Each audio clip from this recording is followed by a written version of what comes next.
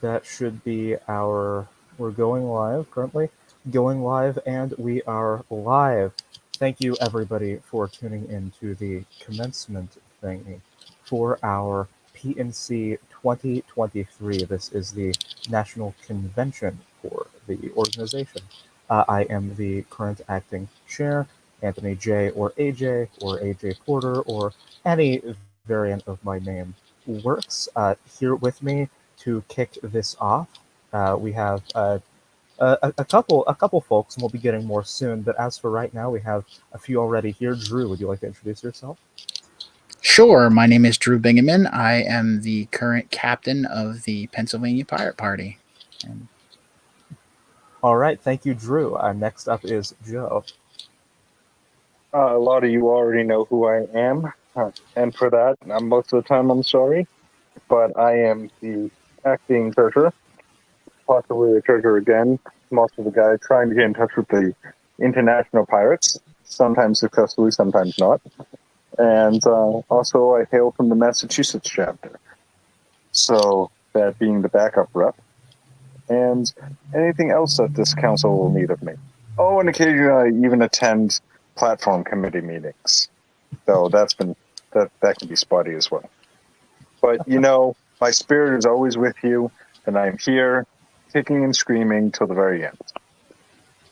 Yes, Joe is. I guess you could call them the specter of piracy. Uh, Joe's always with you. Um, Next is V. Would you like to introduce yourself? Yes, so I'm B, but I'm Saraí Oviedo from Texas. For the National Party, I'm the one of the outreach, I guess, leaders. And I sometimes hang out in platform as well and IT as well. I like coding more, but yeah, I kind of do all the things that I love to do. Thank you. All right. Thank you, V. And like I said, we're going to have more people join us. We're going to have one of our candidate forums tonight. So, pretty much a lot of the people who will be joining us are also officer candidates. If you would like to know who got nominated, we're going to be putting some of that information out on the Twitter soon enough. But in our Discord channel, we have a Discord thread that you can find in the announcements. Or I've also been posting who's been accepting the nominations in general chat as well. So if you are in our Discord, you can look there for the list of candidates and whether or not they've been accepted. But that's not quite, we're not quite there yet. As for right now, we are going to kick off our convention. We have a video for you from the wonderful Mitch Davilo. But before we get to that, the theme of this year's conference is Piratey McPirateface, also known as a celebration of radical democracy. If you don't know, this was based off of the whole Bodie McBoatface, Plowy McPlowface meme, where organizations will open up their they'll say like, okay, hey internet, and name something as like a PR stunt, and it's kind of become this fun thing. I think Bodie McBoatface was first to basically just make a flood the results of whatever poll is taking place with some variant of XE McX face. So we have Bodie McBoatface, we have Plowy McPlowface, and now we have Piratey McPirateface. And we think this social phenomenon, sorry, of totally hijacking these polls and implementing something really, really silly is emblematic of the organizational value we have of pushing democracy to its most extreme limits, no matter what the extent might be, because we just believe it is morally good in of itself. So that's our theme this year, and I would like to open up the floor, guys. What's Piratey McPirateface mean to you? Piratey McPirateface. I think it's just it's a well. It's obviously it's a celebration and an off take of the meme. But honestly, I think it's just a matter of expressing the fact that we're pirates in that context. I mean, it is a perfect combination of internet internetery and our piratey roots. So, I mean, I think it's a natural fit. I don't know.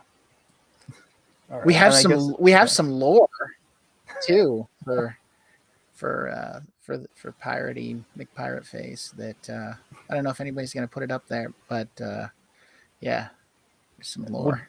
Well, Drew, you could read that for part of the opening ceremony if you want to at some point. I think honestly it is best digest as a 1-page story, because we even have graphics for them now too. So I can put the links here in the chat, and if you want to share them with everybody, I can.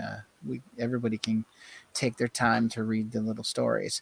I will give a primer though. There's two. There is Pirate McPirateface, and then Piratey McPirateface, who is his son. So that's just a little bit of a lore. There's 2 generations of lore, but only the second generation is Piratey McPirateface. So I will get those links here for you momentarily. Yes, and speaking of generation, these stories were generated with ChatGPT. Is that correct? They were, yes, they were, and it was first draft from ChatGPT on both of them. So, and it's GPT-3, the one that's wide open. Anybody can log into and ask it questions. It's not the more advanced one. I mean, I don't know if the stories would be more involved if we had GPT-4, but it's all right. It's still fun. Yeah, so you can read our AI-generated conference lore. Oh, the images of our pirates are also generated by AI. So none of the stuff has any kind of copyright attached to it, because it was all generated by AI and my personal prompts.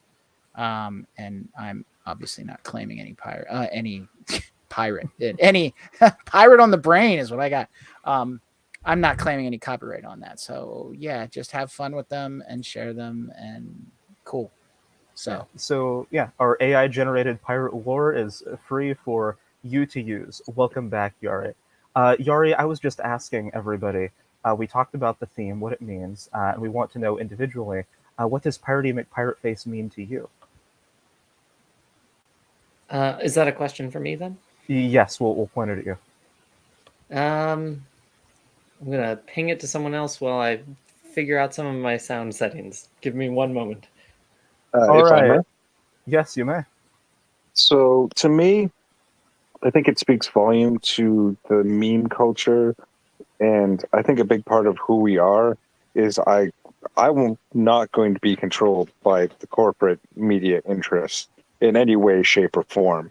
And how much has it put the meme culture put the corporate interest on their back foot, not really having any idea on how to make anything out of, or any head tail, not knowing which way the meme culture is going to go.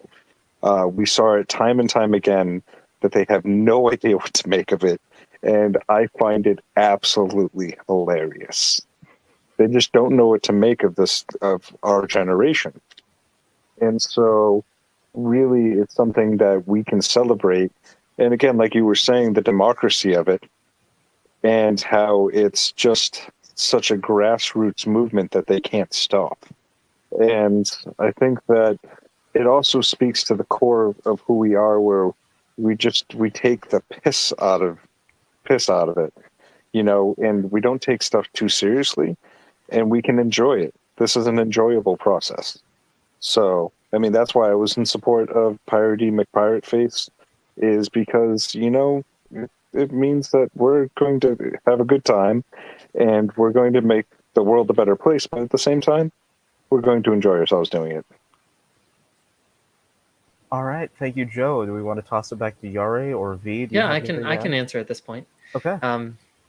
I agree, Joe, in so many ways. I think it's really, it is about, and was about from the beginning for me, this idea of, hey, like, we're embracing this idea of not just the fun of what we're doing, but also this a little bit of the ridicule of the systems that we are trying to change, and a ridicule of the status quo.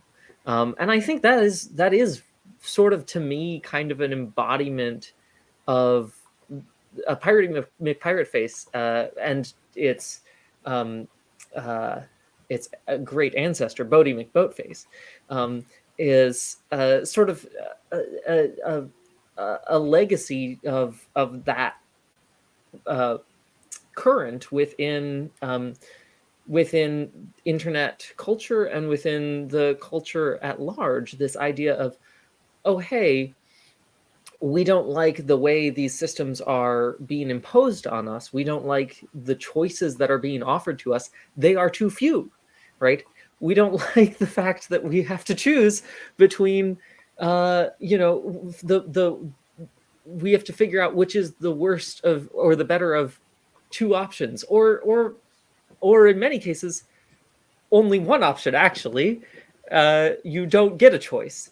And I think, as with any minor party, as with any a group that is trying to make actual change, there's has to be an embracing of the fun, and also an embracing of this idea of, hey, we're making change for a reason, and that's because the system that we're trying to get into and fix and change and alter is kind of awful and ridiculous and needs to be poked fun at. So it's, politics and political thought can be fun and can be nurturing and can be enjoyable and can be compassionate, and can be just stupid sometimes. And I mean that in the most loving way. And the fact that so often it is made into this rigid system in which the only winners are the ones with money. The only people who get to name the boat are the ones who who paid for the grants, right? Is ridiculous. And I think, in that sense, Piratey McPirateface is a great name for a conference. I can tell you another thing that's great about Piratey McPirateface. Pirate McPirateface is the old man. Which, by the way, the two links, the first one is Pirate McPirateface, and the second one is Piratey McPirateface. They're links to PDFs on the Don't Be Dicks website. Anyways, no, I was gonna say that the great thing about Pirate McPirateface is that it's also it's a crowdsourced. It is a nod to crowdsourcing, which is very much what a lot of what we want to do here is crowdsource everything. I mean, more or less. I mean, but yeah, crowdsourcing, man. So Yeah. All right. So, do we have any further thoughts on the theme in general, or do we want to jump into the video that Mitch recorded? I think it's time for Mitch's video. All right. So we didn't get a chance to speak. Yes, Joe. V, did you have anything you wanted to add? Well, just as everything that everybody is saying, I started politically in like canvassing and stuff like that, and then it took it to the streets with like the Occupy movement, and just the whole world is watching, and this idea that Piratey McPirateface, it's a radicalization of that next step of like the whole world is watching, and we're all instrumental and part of this this dream work, this work that we're doing, as pirates, as politicians, as just people who want to like make a life for ourselves. So that's my 2 cents. Thank you. All right. Thank you, V. Then I guess we could throw ourselves in the video. So what we have is, I guess it's our keynote speech, kind of. You'll see. Mitch Davilo, our swarm care manager of the National U.S. Pirate Party, traveled all the way to a real pirate hideout, Cave in Rock, Illinois, and he decided to take us on a little bit of a tour and talk about what he thinks Cave in Rock represents and what it should represent for us. So we're going to try and get you that video. We might have a bit of a clunky solution, but we're going to live stream it here right now, and then later it will be up on our YouTube channel. Warning, the audio can be a little spotty at points in time because of the way Mitch recorded the video, you'll see. But we're hoping to maybe add some good subtitles once we do the full upload, so bear with us this time around. It's a really good video. All right, am I tossing it to Drew? Do you need a permission for this? Oh, hang on. Shoot. I don't know if I need permission for this. Hang on. Sorry, that was bad planning. It's all right. You know, Yeah. There's there's something to be said about being the party of the internet and then having Coming to you live from Cave in Rock, Illinois. I'm sitting in front of the cave in the rock. Mitch, that's not the cave in the rock. What? Yeah, it's still further up the road. Didn't look like a rock.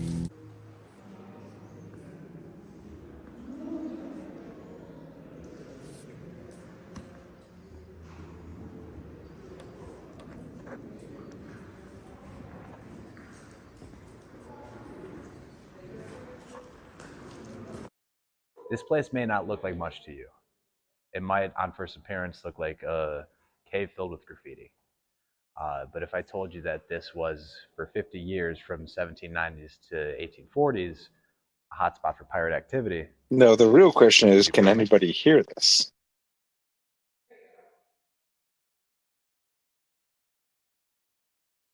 Now, while most people, when they think of pirates, they may think of the golden age of piracy, which featured the literal Pirates of the Caribbean, where you had Blackbeard and pirate bases on Jamaica, and you had the Republic of Pirates in the Bahamas. You may have heard of the pirate haven, the pirate utopia of Libertalia in Madagascar. But what if I told you in the state of Illinois, where I'm from, in my own backyard, there is a pirate den. This is Cave in Rock, Illinois, and this here is the cave in the rock.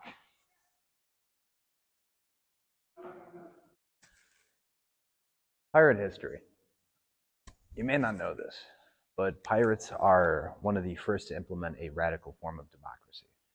They ignored hierarchies, they were allowed to choose their captain and eliminated him as he wished. And it's a place where equality shone through in places not seen prior. You would see women and minorities as pirates on ships held as equals to the rest of the crew.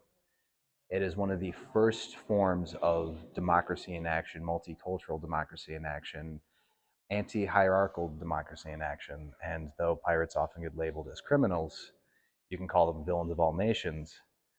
Pirates are the pioneers of what we might call today radical democracy.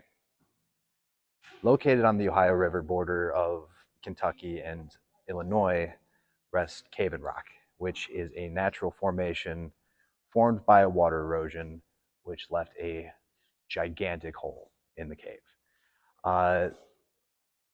The Cave in Rock became a pirate den, a thieves' den for river pirates. This is Samuel Mason's hideout. Samuel Mason was a pirate who was an American Revolution veteran. He fought for the freedom and independence of these colonies from the colonial power of Great Britain.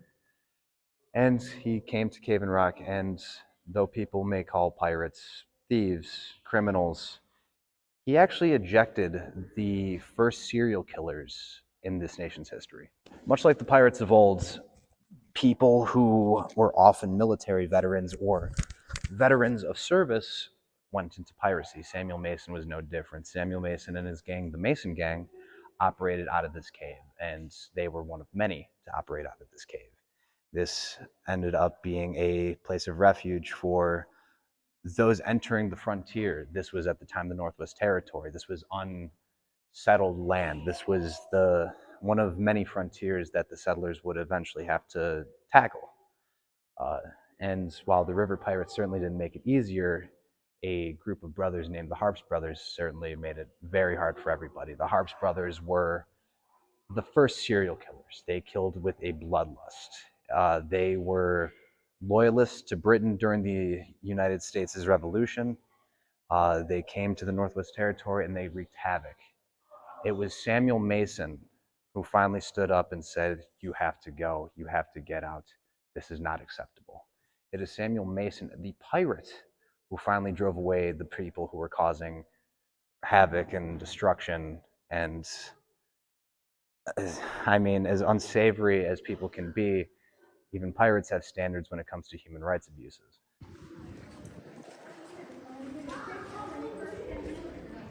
Cave and Rock, Illinois can be called a thieves' den. I prefer to call it a pirate utopia. For 50 years, just like the Republic of Pirates, just like Libertatia, this is exactly what Cave and Rock, Illinois provided, a haven for pirates. Pirates have always fought for free and open. Unfortunately, the actions pirates have taken to fight for free and open may not have always been the most savory. However, the spirit of piracy is and always will remain a fight for free and open. I drove to Cave and Rock, Illinois because we saw free and open society in practice within the cave. We now look to spread free and open democracy and society outside of just the pirate realm. In 2006, on New Year's Day, the Swedish Pirate Party formed and entered electoral politics. And pirates now have an opportunity to change what radical democracy means at a legal level, at an ethical and political level. And the United States Pirate Party, the second pirate party in history, are committed to upholding that. I drove to Cave and Rock, Illinois because I wanted to share part of our history as pirates. The theme of this conference is Piratey McPirateface, as decided by the Discord. We said, what should we name the conference? Should it be this? And everyone said, yeah, that's funny. We're still upholding radical democracy, even if it's a little more tame nowadays. And that's okay. That's better. We are a much more democratic society than we were. People don't have to resort to underhanded means to meet a means to an end. The society we live in today wouldn't have been possible without pirates. I brought you all to Cave and Rock, Illinois, because this is where pirate democracy has a little bit of a history. And while it may not be the most savory history, it's our history nonetheless.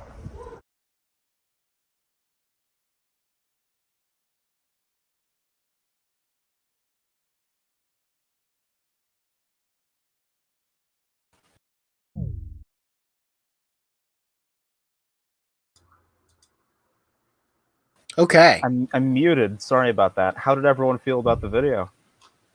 Thank you. Yeah, thanks, Mitch. Thank you, Mitch. I mean, I think if he had a bigger budget and some better equipment, it would have been amazing. I think he had a pretty nice script there, obviously, and he's turning into a pretty good presenter. So, And if you want to help us afford better equipment for when we send Mitch somewhere next time, you can go to, I believe it's uspirates.org/donate. Is that the link? That's correct. So please, next time, yeah. why don't you guys come up to Plymouth Rock, and we'll get you some better equipment. Oh, now New England, that's a whole other can of worms there with piracy. There's so much to go to. All right. We will continue talking about the video, but Rowan and Michael just joined us. These are both candidates for our candidate forum. We'll let you both introduce yourselves. Rowan, go first. Oh, okay. Well, I didn't plan any great introduction. Obviously, my name is Rowan. I didn't either, so it's fine. Good. My name is Rowan. I've been involved with the Pirate Party due to Mitch. Mitch got me into the Pirate Party and into the pirate movement overall. And yeah, I'm happy to be here. In short, I don't have any prepared speech. I'm happy that I was even considered for a position. So thank you all. All right, that's all right, Michael. It's your turn. All right, I am Michael. Am I the lone representative from New Jersey at the moment? I know there's a few others, but like, am I the lone active member representative from New Jersey right now? You're the member from New Jersey I see the most. Yeah, that's fair. Well, I'm Michael Wallader. I got into the Pirate Party. I think Brianna was actually the one that I saw on Twitter who ended up informing me about the Pirate Party just through her Twitter account. I forgot when I joined exactly, but whenever I joined, I joined, and I've been, trying to get involved since. I still have not really gotten much off the ground running, but I registered with no party affiliation last year, so yeah, that's my introduction. Yeah. Thank you, Michael. Man, good old Operation Gold. That libertarian outreach just keeps on giving. Yeah, that's yeah.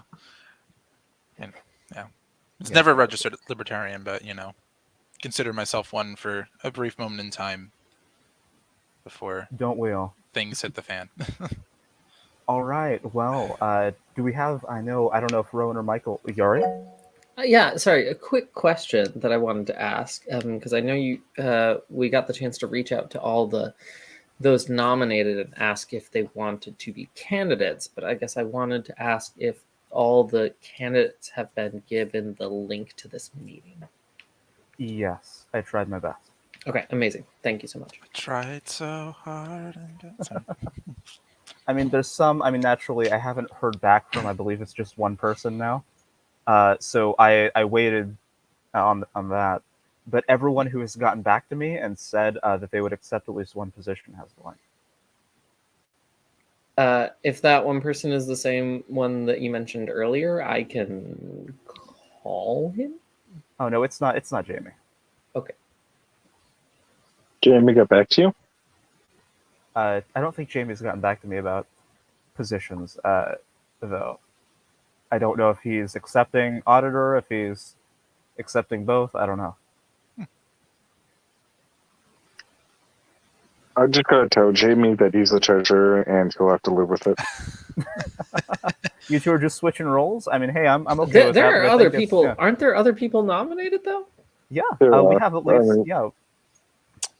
So Joe, don't bank on that yet. Don't bank on it yet. Hey. That's why it's called the joke. Let me look at hold on. I can. I'm pretty sure. I think everyone else declined treasurer, but we have a few auditor. At least one other auditor acceptance. Nobody really wants to be treasurer.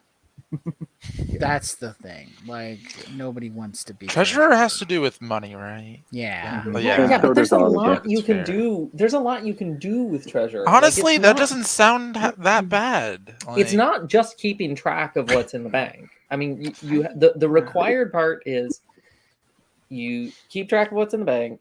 You help facilitate that. I.e., we transfer one of the cards and the bank account stuff to you, as well as some of the other, like I think the captain, and then reporting. You have to remember it's also the reporting duties. Yeah, there's reporting duties, but then like other than that, it's open season. Yeah, it's really not that hard of a post yet. But as we start getting more and more donations, we start getting more and more states involved, it will become a time sink. Well, Joe, that's why I'm saying we gotta get assistance. Yeah. So that didn't make it any better for me, Yari. Like what you just laid out there. That's still like I'll just put it on the record now that I have no intention of ever accepting a treasurer nomination. I'm not saying you have to, Joe. No, I know. I'm just saying that what you laid out there did not make it any nicer for me. Cool. I'm still. If I do end up getting voted in, I just have to say that this will be my last year, seeing that I plan on running for state Congress or the general court next year. So, if I'm happy to do it if it is called upon me. However, this will be my last year. And I was hoping to pass the buck whilst it would be my last year in order to make sure I have a good, strong support role for whoever's taking it over. Nice. Well, I mean, if you are looking to move on next year, like I said, there is at least one auditor acceptance. So if you can somehow convince Jamie to be treasurer, you might be free. But I think Jamie's would also probably try to convince, you know, it.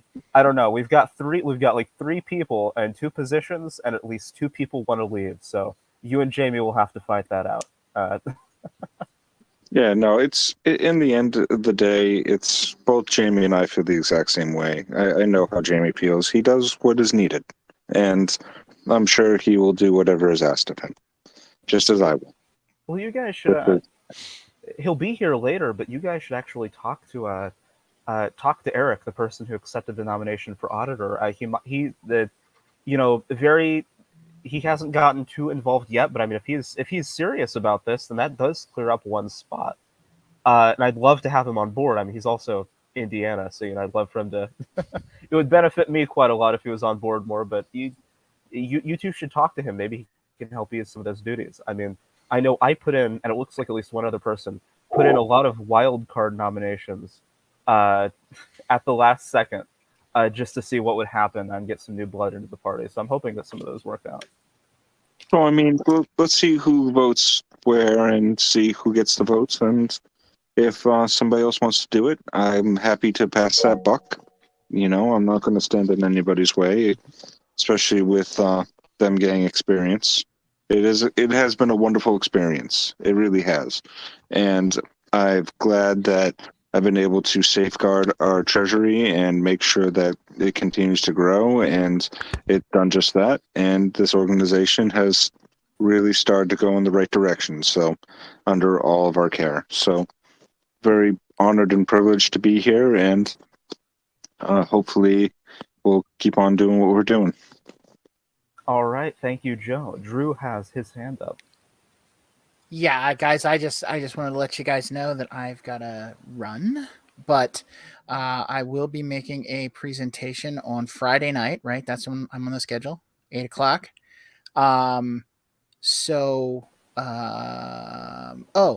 I am probably also going to come back on after 9 if you guys are still on. And at least put in an appearance from the local gay bar, because they're having a pride kickoff because it's June 1st. Nice. So we're gonna make an appearance there, and I'll take the phone and see if I can get us a little bit of a live stream and see if everybody will wave to you. So all right, but yeah, so wonderful, thank you. We're gonna go have some fun then, and so you guys all have a great night. I have accepted the nomination for vice chair. But I don't really have a speech or anything. So, I mean, I don't need to take any more time. So, you guys have a good night, and I'll be on to monitor, and I'm generally available, so I can try to help if we need some other technical things. So, all right, everybody have a good night. All Thanks, right, Drew. Thank you so much, Drew. Mm-hmm. All right, Joe, you have your hand up. Yeah, unfortunately, I also have to depart because I have a crazy busy day tomorrow. But is there any other questions you had before I went? I don't know, not unless Yari wants to throw you a treasury or auditor question from the list. I'd be more than happy to, but I guess my question, Joe, is do you want to answer them or do you want to just leave? I'm more than happy to answer anything. Oh, by the way, speaking of treasury, Jamie just did an in-kind for like $10 and change. Excellent. For internet stuffs. I need to get that posted.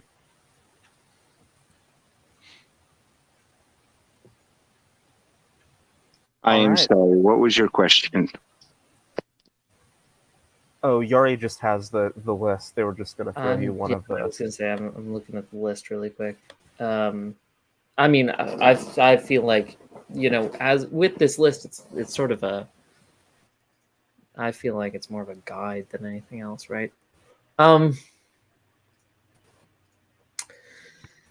So you already know the role of treasurer, but I guess, Joe, my question is kind of with auditor. What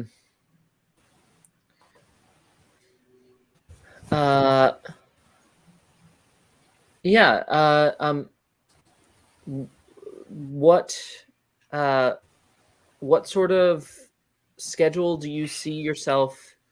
What schedule do you want to set for auditing if you take on the role of auditor?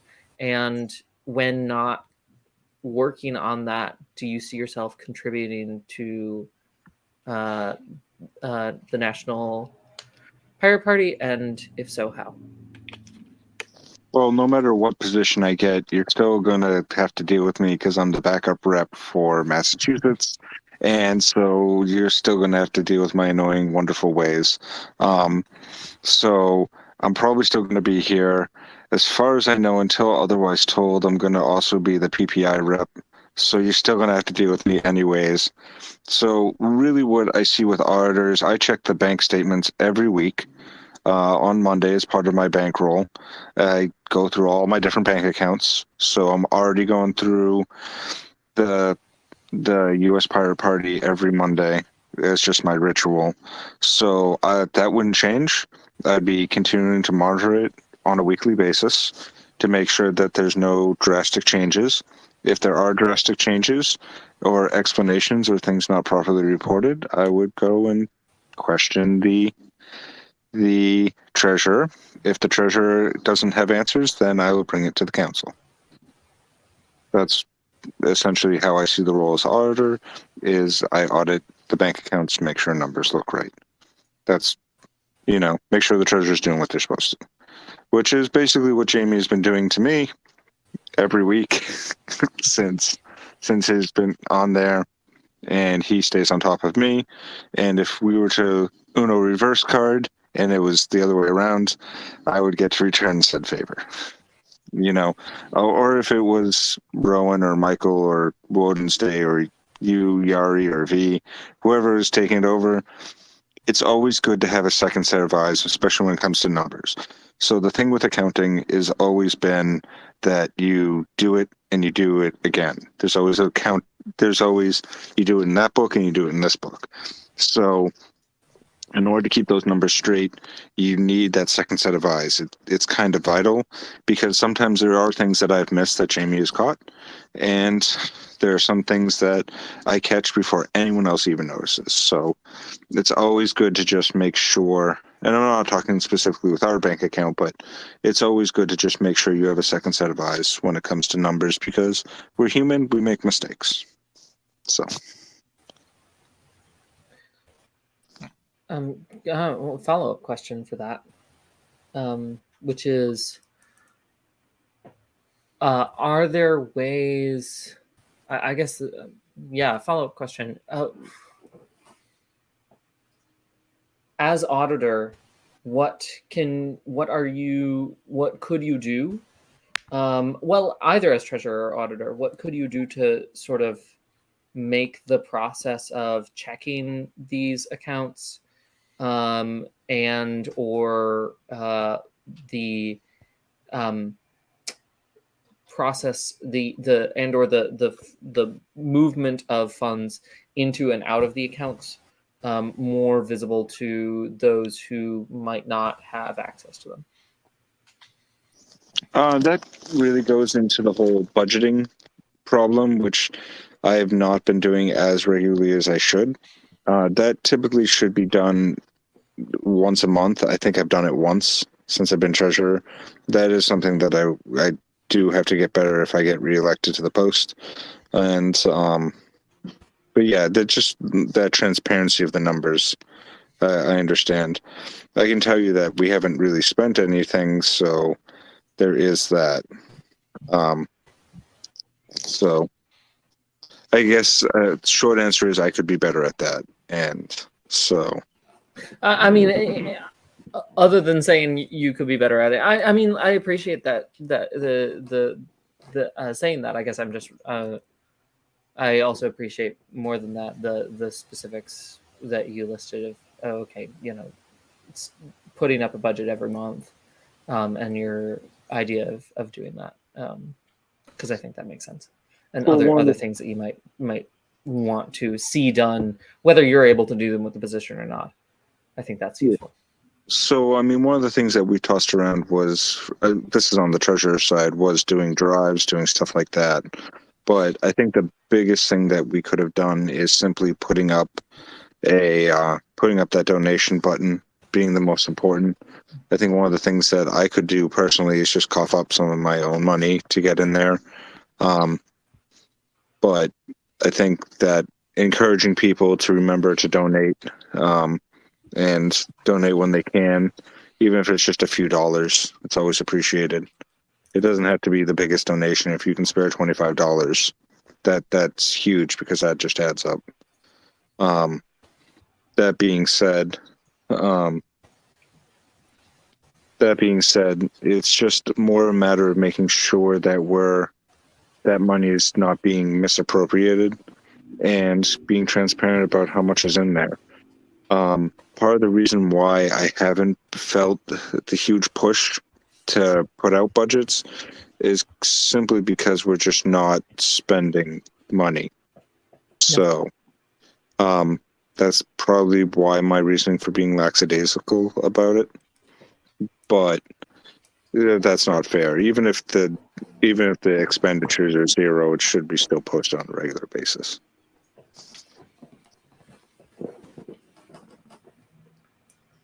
That's all I got. Thank you. Okay. Do you have unless any other folks have questions? Yeah. Do you want me to go ahead and give you the rundown of who's here and what positions they accepted? I apologize, but if I may be excused. Oh. Yes. Get out of here, Joe. You may. Go. Thank you so much. Get out of here. Go. Love you. Leave. Bye. All right. So, Yara, do you want that refresher so you can ask questions? Yeah, I would love that. Okay. So, I actually haven't officially accepted or declined things yet. So I'll go ahead. Well, what are you going to officially accept or decline? Because I'm pretty sure if I recall, you were nominated to the 3 different things? I was nominated for 3 different positions. Those were chair, vice chair, and swarm chair. I am going that makes to. things interesting. Yeah. I didn't realize you were. Yeah. I'm not going to make things too interesting though. I'm. Hear me out. Hear me out. I'm not going to be so bold. I'm not going to be super bold, but I'm going to be a little bold. I decline the swarm chair nomination. I accept the chair and vice chair nominations. I think you should have been bold, but okay. Oh, you want me to be bold? Oh, I can be bold. Okay. I don't accept the vice chair nomination. No! No, no, dude. Yeah, okay, what do you mean by being bold? I don't know. Let's go back to you accepting both. That's fine. Okay. I accept the chair and vice chair nominations. I decline the swarm chair nomination, which means we have in the call, we have myself. I have accepted chair and vice chair. V has also accepted chair and vice chair. Rowan has only accepted swarm chair, I believe, and Michael has only accepted secretary. I mean, it's all that I was nominated for, so Yeah. Were you? Oh, I thought you were not. Oh no, you weren't. Oh yeah, it was Rowan who declined. Treasury. Who declined treasury. Yeah. Wow. For whatever reason, I thought you were also nominated to treasury. Yeah, I'm hoping we can keep treasury with Joe. I don't think. I don't think anyone else is going to step up to fill that position. I mean, if need be, I can step up to double duty. No, no. No, we did pass a resolution that actually no one can fill 2 positions. So. Oh, no one can fill. No one can fill, like no single person can fill 2 positions at the same time. What if there's a Makes sense. For this election, we have not put that into a bylaws thing yet, which I know is there's some people, including I imagine Jamie. I'm looking at you, Jamie, who is going like, why didn't you make that a bylaws change? It's because it was at the meeting on Sunday. We and circumvent it was our in own the rules. last 15 minutes of the meeting. So We circumvent our own rules a little bit, which we should probably get better at. it was in the spirit of the rules. It was in the spirit of the rules. Look, our bylaws are sparse. Anyway, but yeah, I think that's one of the things that it's going on my list of things we need to add to the bylaws. But yes, I will ask you all questions. Okay, so V and AJ, same positions, chair and vice chair. Rowan, swarm care, you said? Mm-hmm. Yep. And Michael, secretary. Okay. Yes. Sweet. Yeah. Now, okay. Actually, Michael, first question. Very important. Do you prefer it to be called secretary or scribe? I don't have a preference. They both mean the same thing. I know it's called scribe on the website with like secretary and like, this is like what the actual name is. I think scribe, fits with the whole pirate theme, but then I'm sure it's also good to know for like other people who are not as familiar with the pirate party to know that, yeah, this is the secretary role. Okay. Yeah. Okay. Cool. Thank you. I'm gonna do a follow-up for that. And not actually follow up. Yeah. I'm gonna ask you one of the questions that Okay, are cool. actually one of the questions. Which I think is a really good one, right? How can we make party decisions more accessible to supporters? Or how, maybe a better way to phrase that is like, so how would you want to make party decisions more accessible to supporters? Oh. How long do I have to sit on this? If you want me to come back to you, that's fine. Yeah. Yeah, maybe if you can come back to me in like a few minutes. In a few minutes. Sure. I mean, I'll pick over to someone else. That's fine. Yeah. Okay. Okay. Rowan, you ready? Yeah. Yeah. I'm ready. I Okay. just find an apple, but yeah, I'm ready. Okay. Amazing. Cool.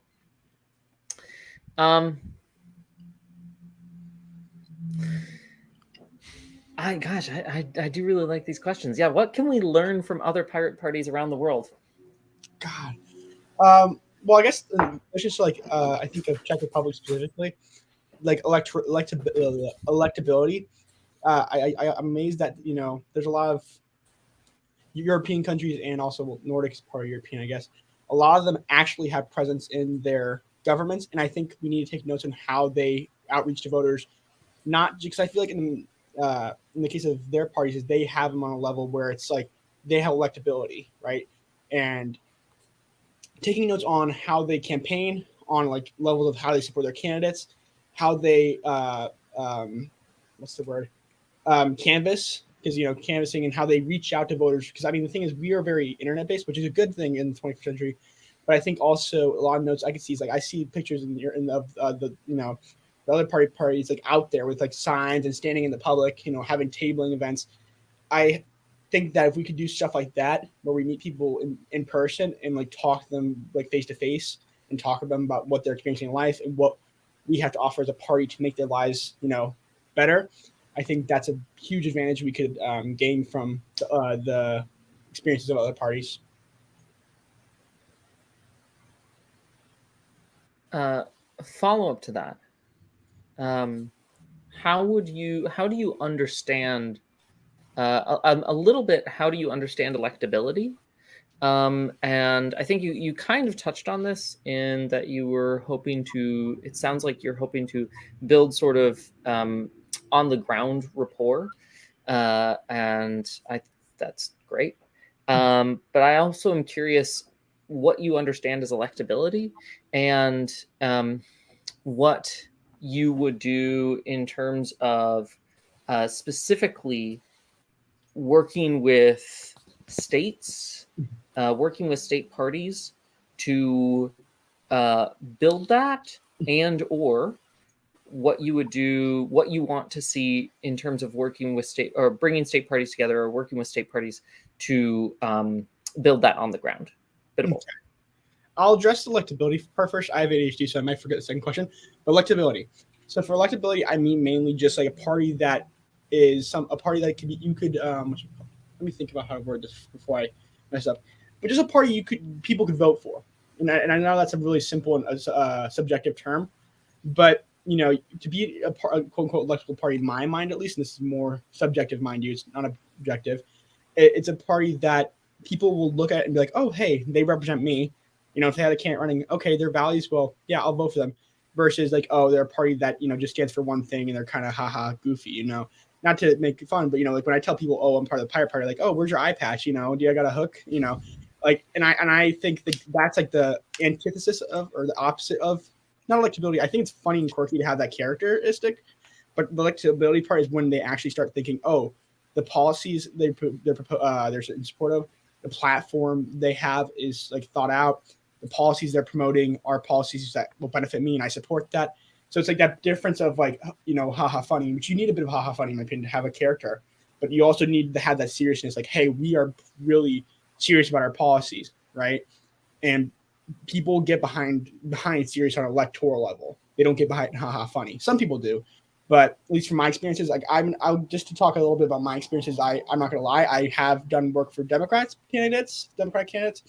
I have canvassed. I phone banked. I'm in Wisconsin. I'm actually a college student in Wisconsin, but I am from Illinois. But we worked, on getting a Supreme Court justice elected recently, Jeanette Protasewicz. And that having that experience of like, people taking her seriously because her issue was simple, pro-choice. People care about that. It's a serious issue. It's not a haha funny. It's like, this is like, a life or death for people who can, give birth, so I don't know. Electability in short is just, in my opinion, taking on the serious aspects of the political field. And then, sorry, what was your second question? I apologize. No worries at all. Same brain, same neurodivergent brain, one brain cell. So my second question was essentially with this idea of electability and with what you were talking about earlier with building this sort of on the ground rapport in on the ground rapport, how do you see that playing out? What would your sort of ideal version of that be in terms of building that in state parties or building that with the cooperation of multiple state parties? Yeah.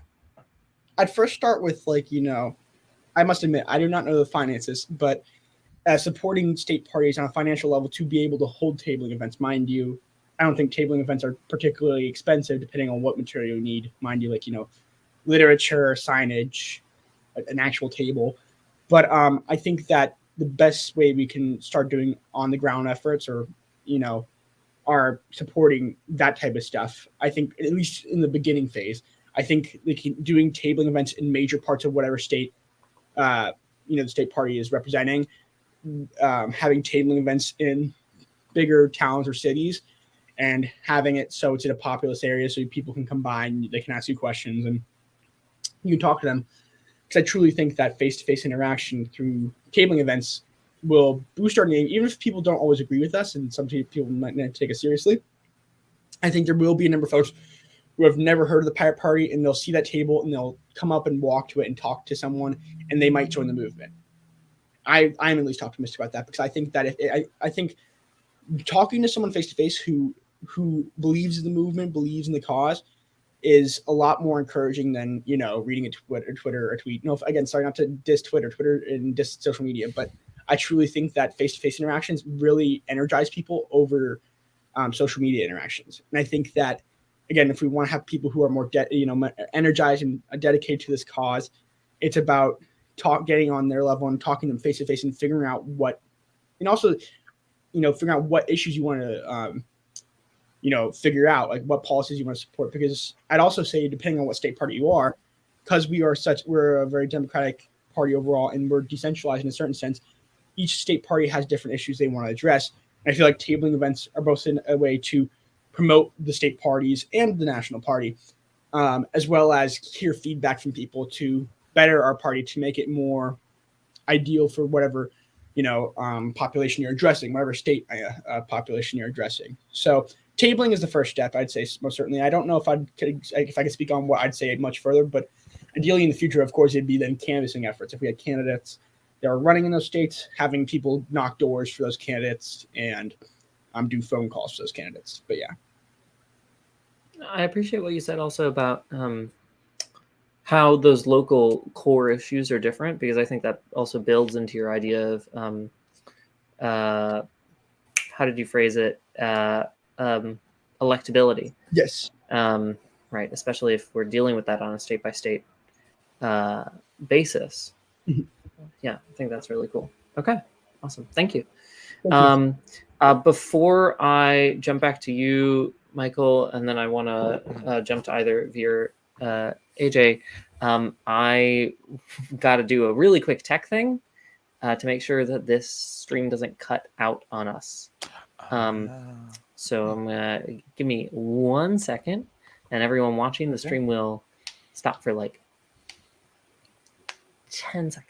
Promise. You have to pay money. Impressive.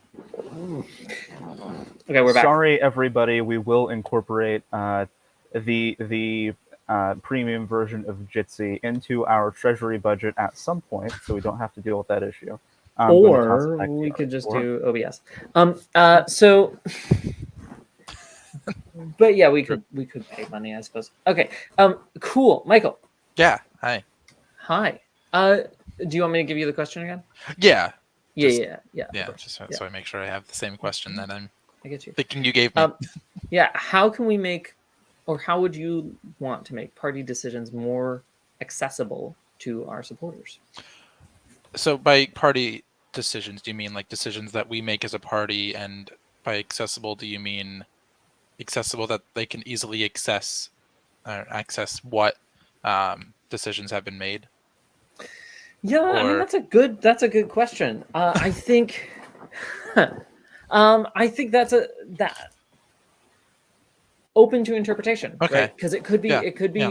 I think I kind of want to ask both. Mm-hmm.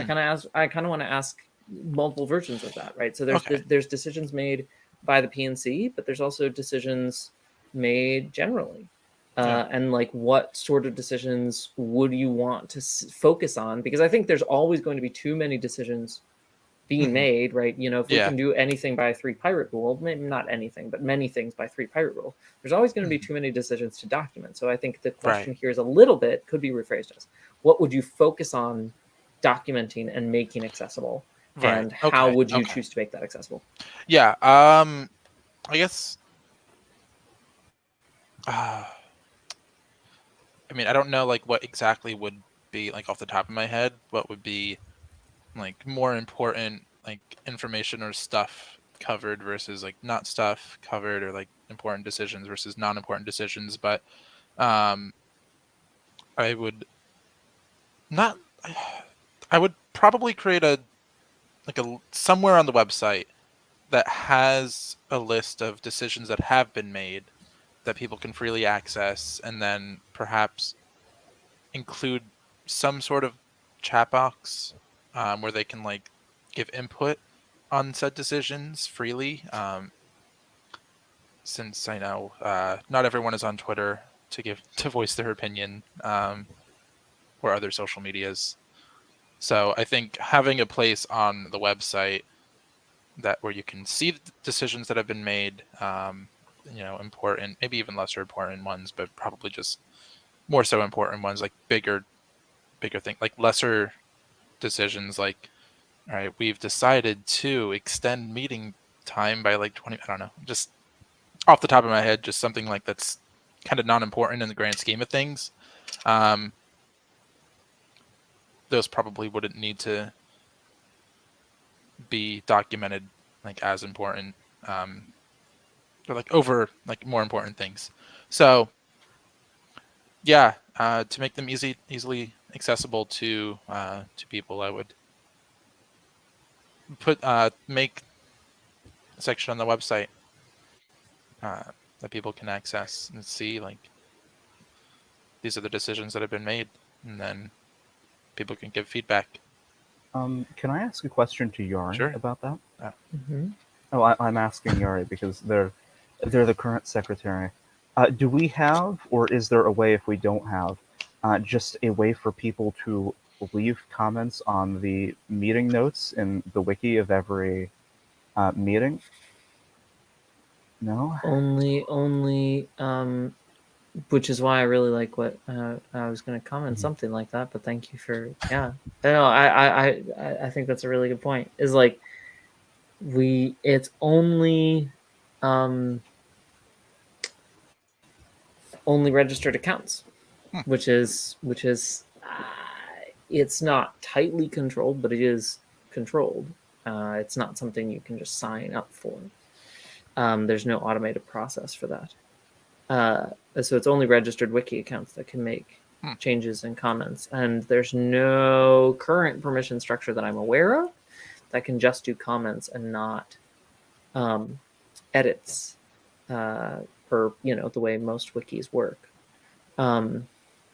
So I think that's an interesting point. I'm not sure if there's a way that archive could be moved onto the website wholesale. I believe that would I mean might be difficult to migrate entirely, but it would be migratable. In which case the commenting function is already on there. But I'm also certain that there was some way to add commenting function to the wiki. Yeah. Just to clarify something, is this like a US Pirate Party wiki or something? wiki.uspirates.org. It's where the meeting minutes are held. Good to know. And I think even that, right, says that that's not super accessible, right? Like it's a link there, but is it advertised, right? Yeah, is it on the uspirates.org it's website? Linked there. It's linked there. It's linked there. It's just I don't know how visible, right? I think visibility is a part of like visibility is a part of accessibility. And so I guess I want to turn that around to you and sort of say, right, in terms of making... Oh, that's what the wiki is. Okay, sorry. You're good. Found it. In terms of building a set of documentation for not only decisions but things made by people, right? That is then able to be archived and viewed effectively. Yeah. What sort of what do you see as the I guess I'm basically asking like what sort of advertisement do you want to do, but I think not. Right. That's not the word I want to use. I'm basically asking how do you want to involve reaching out to people and making sure that they know about that?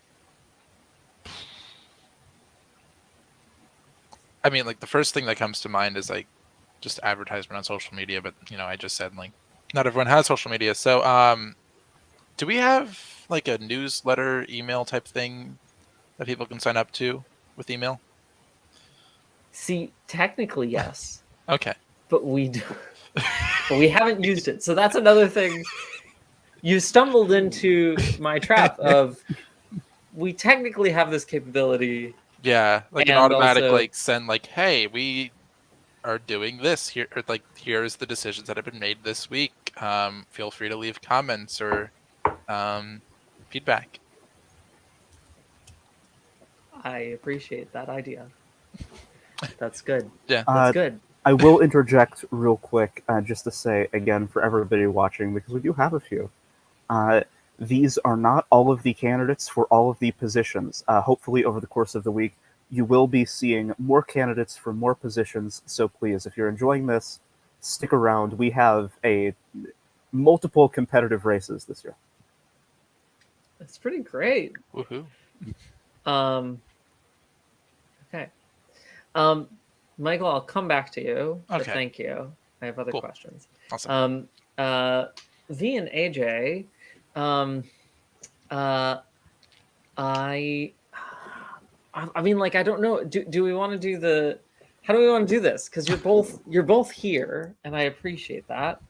Are there other? There are other candidates for vice chair for sure. Are there other candidates for chair? Mitch accepted his nomination for Okay. chair. Ooh, If those are the 3 chair candidates, then the vice chair pool is like 6 people. Oh, that's great. That's wonderful. I know that Mitch won't be able to make it here today, or as far as I'm aware, throughout most of the conference, except for maybe the Saturday, is my understanding of his schedule, which is a bummer. But so glad that we got that video from him. Here's my question for both of you before the question, actually. Do you want to am I asking you these questions individually, or am I asking you the same question? I would say that you should probably ask both of us the same question, and probably, even alternate who you're talking to first. Love it. Okay. Cool.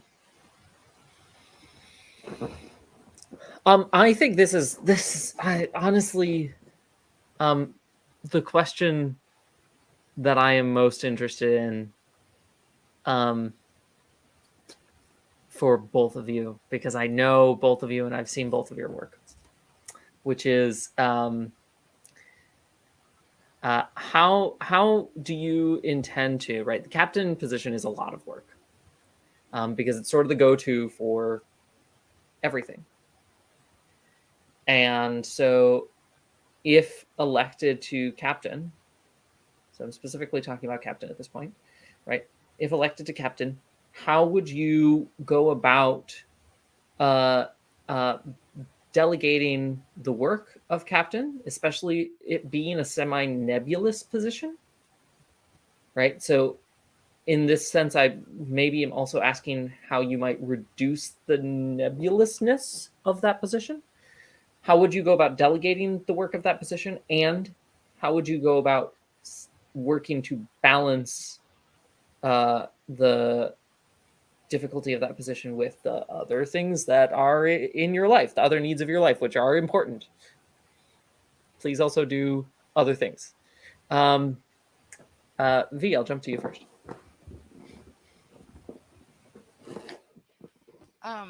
Well, I want to start with like the other things in life. I um I particularly am very excited about like um time management. So like it's a big thing, time management. I I have researched a lot in terms of like human and like personal needs. So like basic needs like sleep, drinking water, eating, based and all those things. So like I actually have a good system in place that like has this. I've incorporated 2 to 3 hours of like what I call fun time in my week, and that's like time where it's like I disconnect from every responsibility I could ever have, excluding the like living responsibilities where I do share caregiving responsibilities with for my parents, for my parent family. Um, so yeah, I think that's the hardest thing anybody can do because there's this thing, and it's a very real thing called burnout, and we all experience it in different forms in different ways. But yeah, first and foremost, my responsibility to myself is most important, and I balance that in the the ways that I have delegated a lot of like the outreach men, like meetings that we've had. So outreach pirate chat runs itself. Um, we do have a little contingency that like just meets and hangs out and we like playing games that draw. That's just what we like. And then in terms of like other responsibilities, just I I really resonated so much with what Rowan said that, like, personal, in not personal, like, one-to-one conversations with people is the best way to get across, and not just get across, but like to build relationships. Everything we do is built on a relationship. In what most school of thoughts called goodwill. So, in building that goodwill and showing up, I think is one of the ways that we've been able to like delegate tasks, and yeah, because nobody wants to be burnt out, and we all have lives to attend to, and there's something that I'm reminded always by the socialist reforms, and that's 8 hours for play, 8 hours for sleep, 8 hours for work. But no, I think it shouldn't be like eight, eight, and eight. Um, it should be 24 for enjoyment. So that's my very long-winded answer. Thank you so much. I'm reminded of one of my favorite posters from the late labor movement of the progressive era, which was fighting for the 16-hour work week, which is beautiful, and it's 4 hours. It says like 4 hours a day, 4 days a week, and then it says "kick depression to the curb," and it's like this image of the workers like standing behind one worker who's like kicking the boss off. It's great. It's beautiful. Anyway, thank you. Uh, yeah, I will try and find it, Michael, and I'll see if I can link it to you. I don't know if I can find it, but I'll try. AJ, same question. Could you repeat the question to me so I can Yes. incorporate multiple aspects of it? Absolutely. So, the question, as I remember it, I do not have it written down, is roughly, right? The captain position is sort of the first. It's a very difficult position because it's sort of like this first contact point for a lot of things. It's the first person to look to for responsibilities, and it's also a nebulous position because of that. And so my question is essentially, how will you delegate the work of the position, or how do you want to delegate the work of the position if elected to the captain role? And by that I mean a little bit reduce the nebulousness, and then also how will you work to balance the work of the captain role with your own very important needs in your life? Okay, thank you, Yuri. The first thing I'm going to say is that if your only concern is you want to vote for the candidate with the best time management skills, then you should vote for V. Because I am not the candidate with the best time management skills. I am a 21-year-old college student. I'm not exactly great at that yet, so I'm gonna make that I'm gonna make that very clear. That is not my strong suit. That's not what I can offer the organization in this way. My time management skills are not great. I'm trying to make them better. It's a necessity that I make them better in order to handle a position like this, especially in terms of dealing with my other responsibilities. I think I could probably get more done for the party if I set different boundaries. Because a lot of the time I do feel very overwhelmed, and like V said, burnout is very real. And I did very quickly come to understand why Yari decided to retire from chair after only one term. I've got a couple more in me. Not too many, but I definitely have a couple more in me. I really enjoy this position.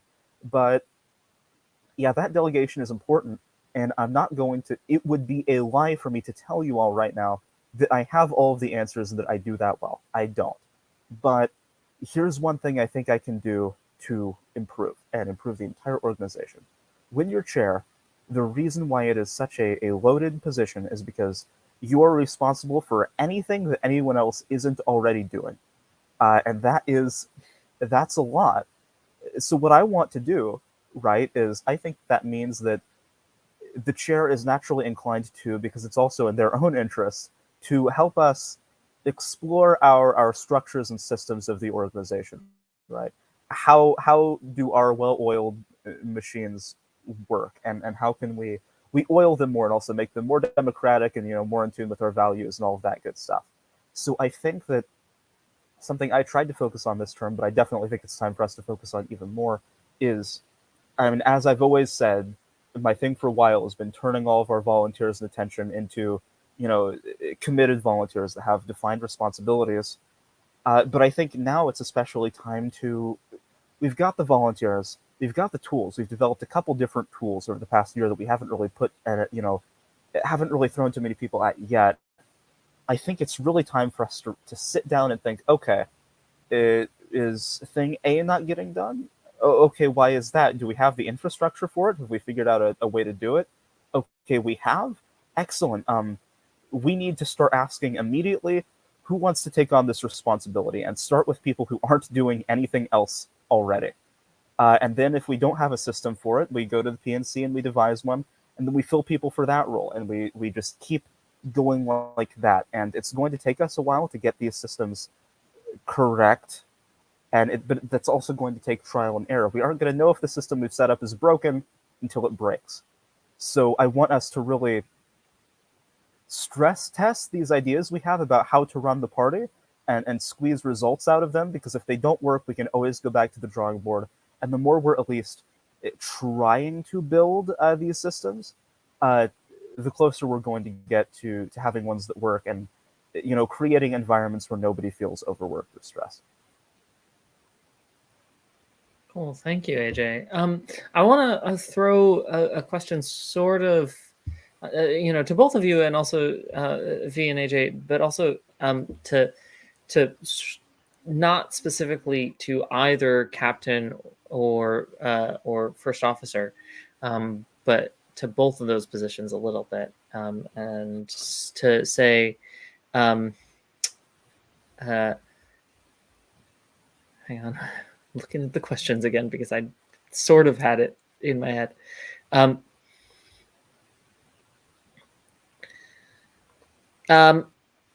want to combine a couple questions here, and ask you what you okay, hang on, sorry, I'm realizing my question isn't completely formulated. Yeah, okay. What two parts to this? It's maybe two questions, actually.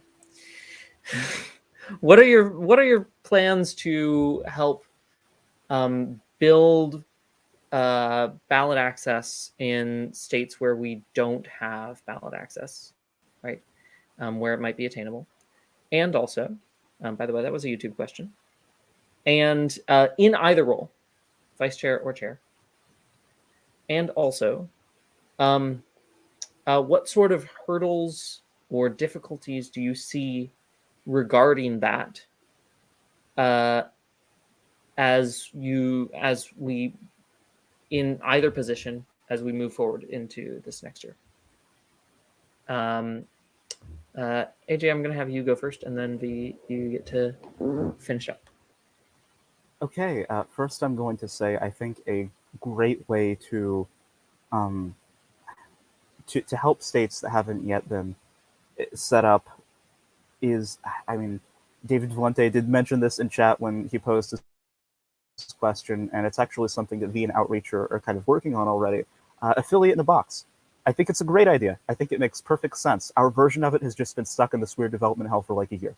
But I'm hoping that maybe under V's leadership, and I can't even take credit for this, I'm hoping that maybe under V's leadership we'll finally be able to have something like that set up. But I think really the important thing, and the reason why Affiliate in a Box is such a good idea, is because we need to make sure that any new branch of the organization feels directly connected to us, and that they're actually receiving our help and support. because we have these states where the only way to even get ballot access is for like a formal contingent of the party to exist for like up to 8 years. I mean, you have to have like, I mean, some states it's like, you have to have this many members and this candidate has to reach this percentage of this office. I mean, it takes a while. We're not going to have all of our organizations for a while. So how do we retain a tiny little political contingent for, I guess, sometimes, like I said, up to 8 years in order for them to meet that threshold so they can really get going? And I think the answer is that they have to feel like they're actually getting help from the national organization and that they can count on us and that they are part of something greater, that while they're waiting on these crappy requirements to be fulfilled, that they're actually doing something that we can give them advice about what to do in the meantime, how to reach those goals that they actually feel directly supported, because we can give them all of the, I guess, sort of material support we want. We can send them t-shirts, we can send them banners, whatever, right? But if they don't actually have a direct line of communication to us, they're going to leave because it's not worth their time if they're just doing it alone. They're going to get discouraged. They're going to get burnt out. So I think what I really want to continue to do here is, to build the culture of friendship here that I think we already have. I think we all get along pretty well, and I think we all feel like we can trust each other, and to just continue that and to build upon it, because I know it's going to come back to the LP for a while. We're not going to be able to stop talking about what happened to the Libertarian Party.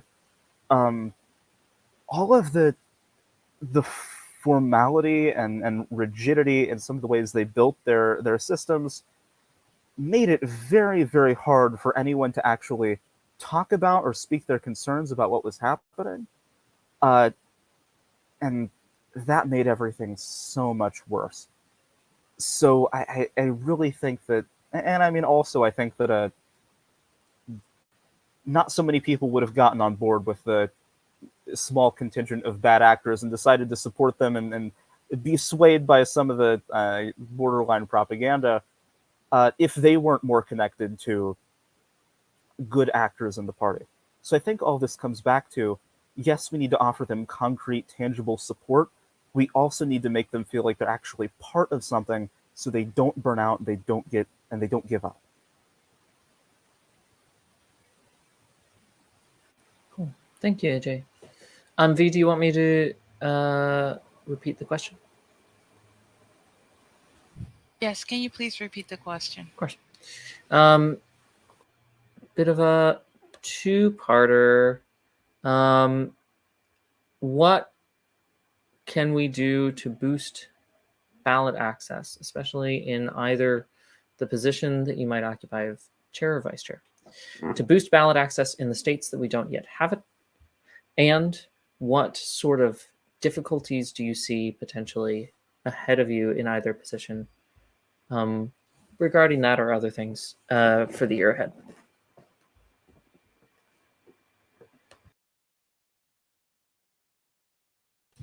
Wow. So I had one answer, and I'll have another answer that I want to start with the hurdles and difficulties.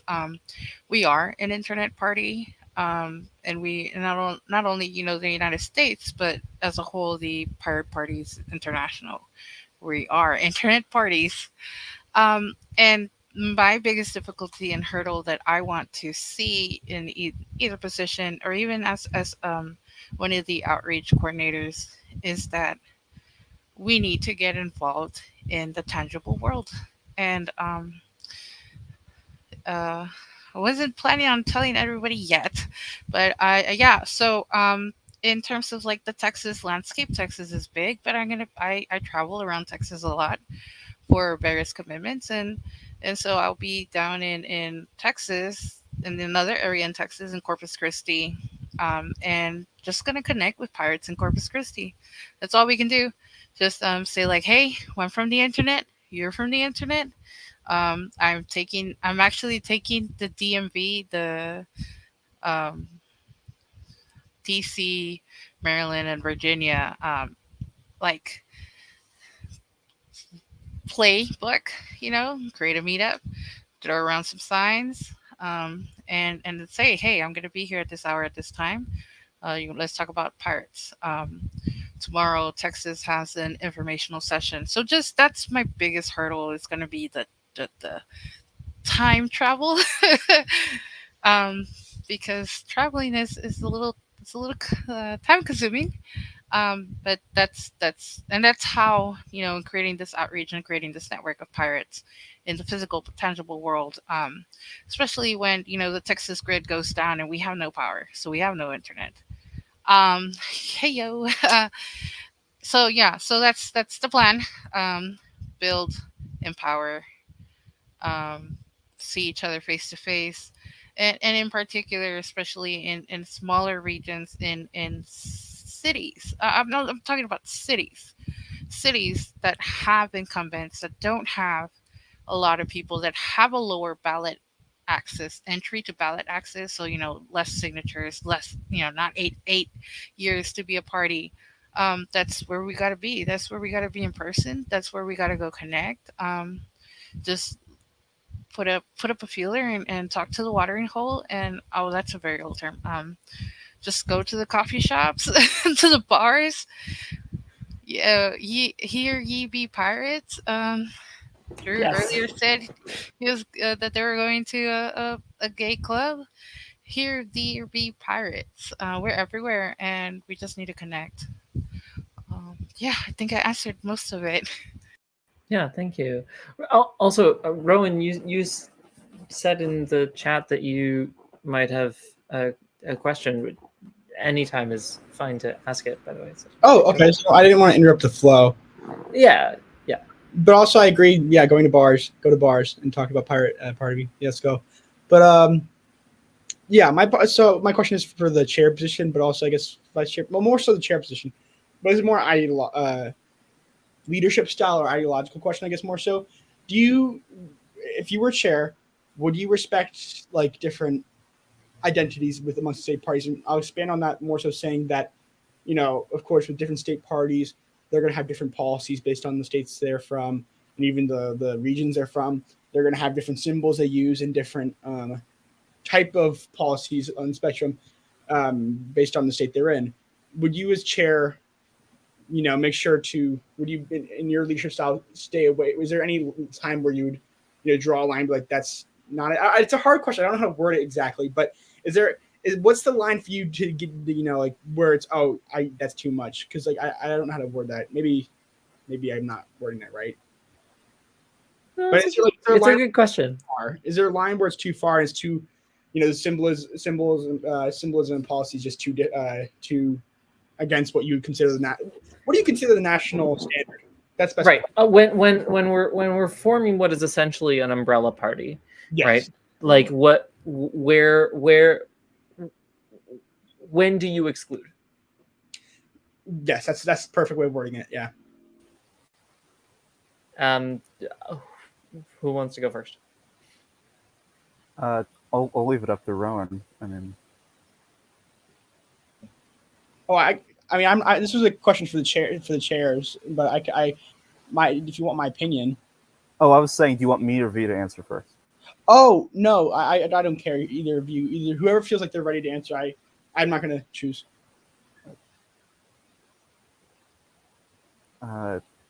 Sure, I can go first. Flip a coin. Go for it, AJ. What I'll say is, I really do want us to build a core movement identity, right? Something that really is very clearly an alternative to every other option that someone has out there, and not just like some kind of flavor of it, right? I want us to say, okay, we're pirate politics. These are the things we have to offer. This is our ideology. We're built on these core values and the idea of humanism and all of this internet influence, and really say, okay, these are our ideals. This is our ideology, which is kind of a complicated word to use because sometimes we say that we like to be post ideology, but no one's ever really truly post ideology. It's hard to explain, and I want us to put that out there and be very proud of what that is. I would like for us to work towards a world where we don't have to use these other goalposts like, oh, we take this from the libertarians, or oh, we're kind of left wing in these ways. I don't want us to really have to say. I want us to get to a point where we don't have to say that, and we can just assert what we are. That being said, what we are is a combination of things. We are a big tent. We do have people that come from other walks of multiple different walks of life, multiple different backgrounds, and I want us to be able to synthesize all of them, right? That ideology comes from all of those other places. It is a melting pot. It's a place where people from these different backgrounds come to discuss, and our policy becomes the result of that discussion. So I do think that I would like for us to reach a point where, sort of other labels that aren't the word pirate, that any individual, any one of us might hold, we view as sort of secondary. But I want one to inform the other. I don't really, you know what I mean. We don't have an ideology if it's not for this discussion and debate that we try to nurture. What I will say on the role of the National Party and what is too far, what I would like to say to that is I don't want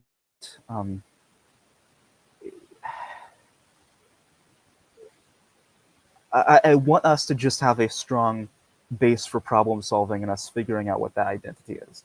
I want us to be able to come together and find the solutions and come up with the brand that we want to project on the outside world. Then I want us to do it, right? This shouldn't be a top-down thing where National says this is what the brand is, or Platform Committee said this, and everyone else has to follow it. I want everyone to come together and from the bottom up make these decisions. Right? In terms of what is too far, I think that we do want to be too careful to, like I said, not just become a flavor of something else. We're not a libertarian party. We're not a leftist party. We're a special third thing that also exists on the bottom of the political compass, right? And sometimes we don't even know what that is. We don't know what that means. But I want us to feel proud of that and to discover for ourselves what that means and what being a big tent means. I want state parties and even local parties to have their own freedom for the policies they endorse, though I do also want us to come together at the end of the day and still be able to say that we're all pirates. I want state parties and local affiliates to have as much freedom when it comes to setting the policies they want as humanly possible. Like, just follow the core values, show us your democratic process, and that is it. In terms of iconography and symbolism, the only line I really want to draw, other than fascism and total authoritarianism, is out. But I think that's covered in the core values. Is it? And I will be a little honest with this. I've been a bit nitpicky in the past of making sure that we don't stray too far into just throwing pirate symbols and brands out the window to embrace other ones like higher than we embrace pirate symbols, right? I think we can all have symbols and brands and ideas that mean a lot to us, but want to kind of make sure at the end of the day that the Pirate Party advocates for, pirate politics and not just other things that are similar to pirate politics.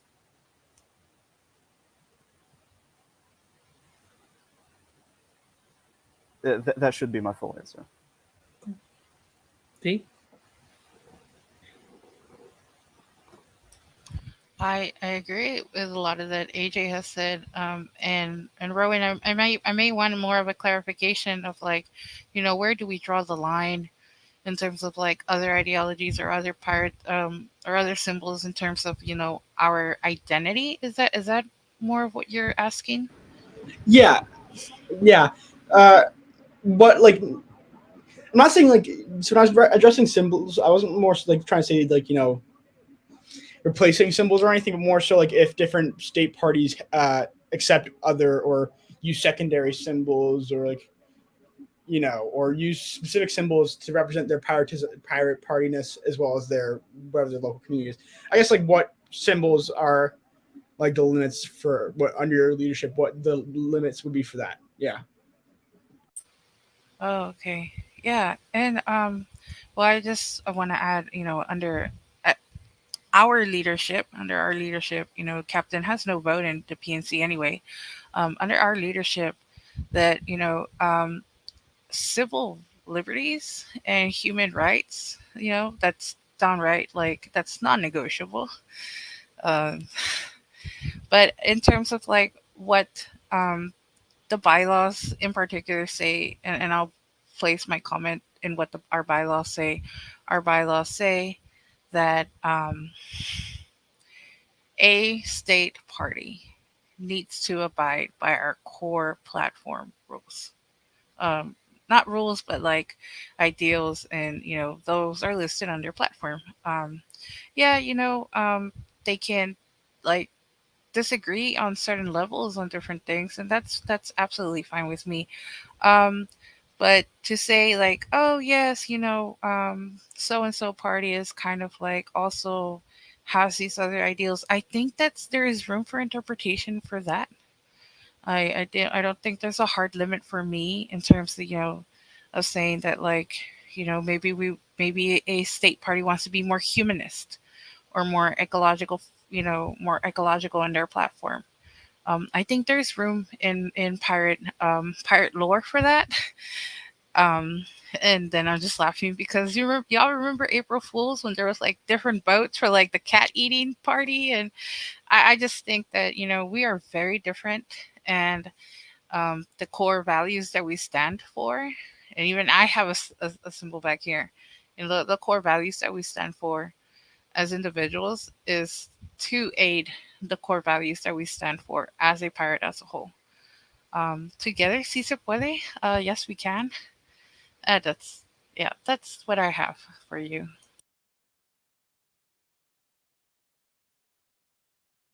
Si se puede. Cool. Thank you both so much. Thank you, Rowan, for the question.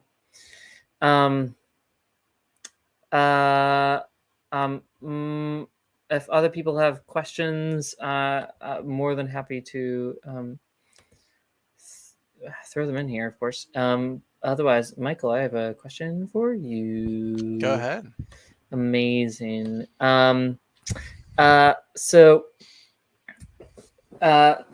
Secretary or scribe stuff. So in the past, the secretary scribe position has been one which has which navigates or focuses on a number of different duties, including managing emails, managing or assisting with online presence, working with outreach on that, sort of facilitating access to accounts, logging the meeting minutes, and occasionally other things.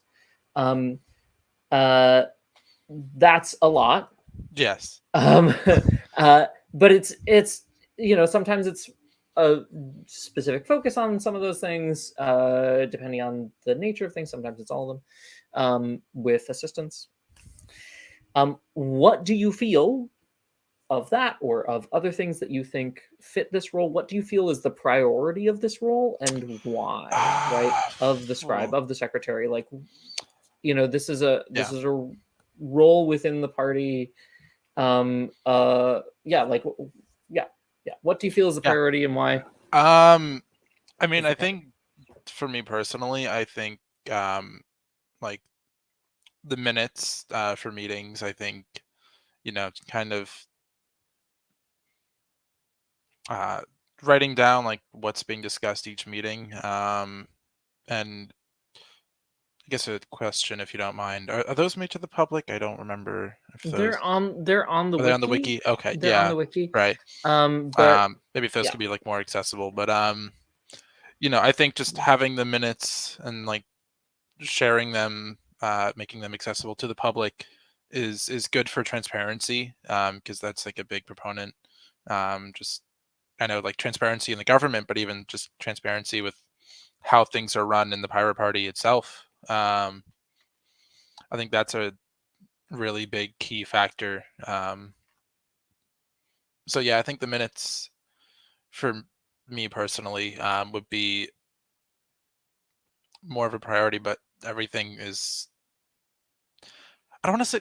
I don't want to say more of a priority, but like definitely the biggest. But I think everything should have like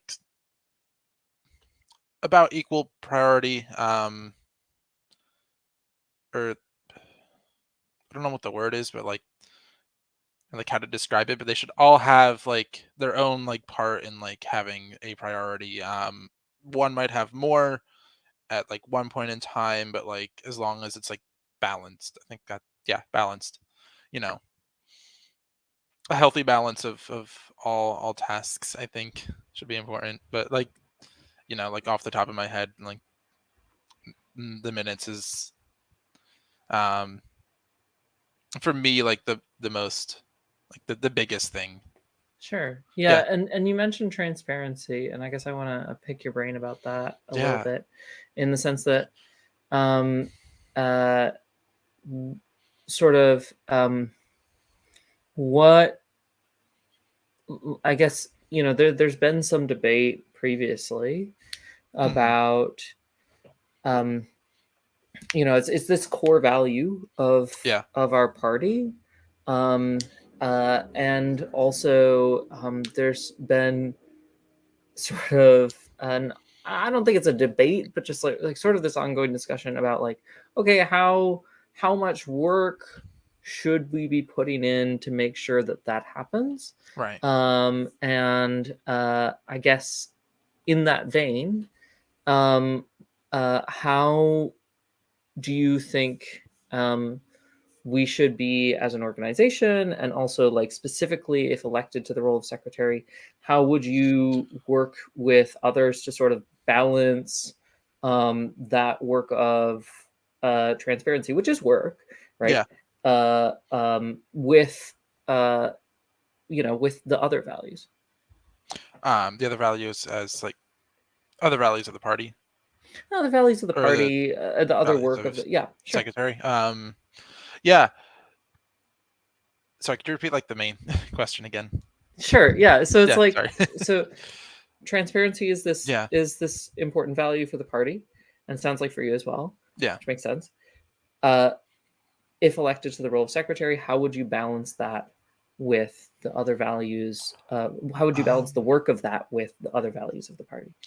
Yeah. Well, I think. Oh, that's a good question. Trying to gather my words. Yeah, I think the priority, or not the priority, like the value. Just I'm blanking on.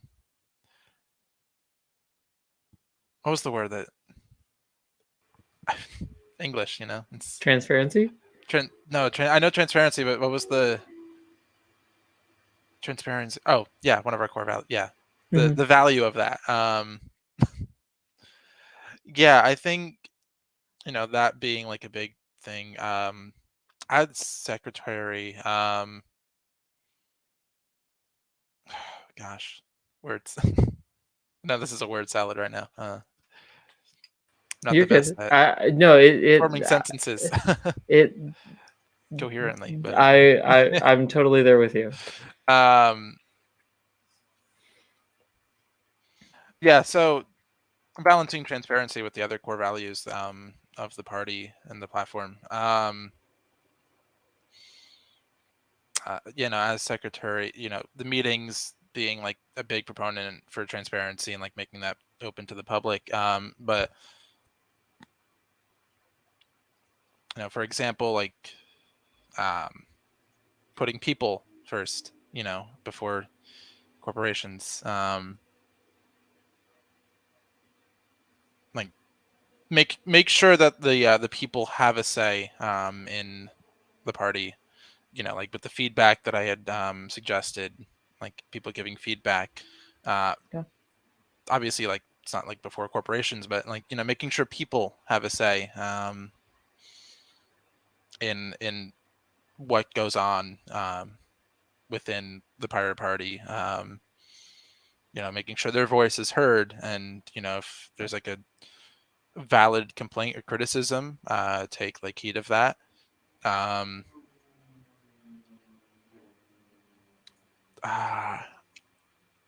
Yeah, I mean that's I a think of like really the values and how that would correlate to the well. second I mean, moment, I think I think you made a really good point. I'm not Yeah. asking. This isn't a pop quiz on the pirate values, No, by yeah. the way. It's not what it's meant to be. Can I pull up my notes? You don't have to, if you want to though. No.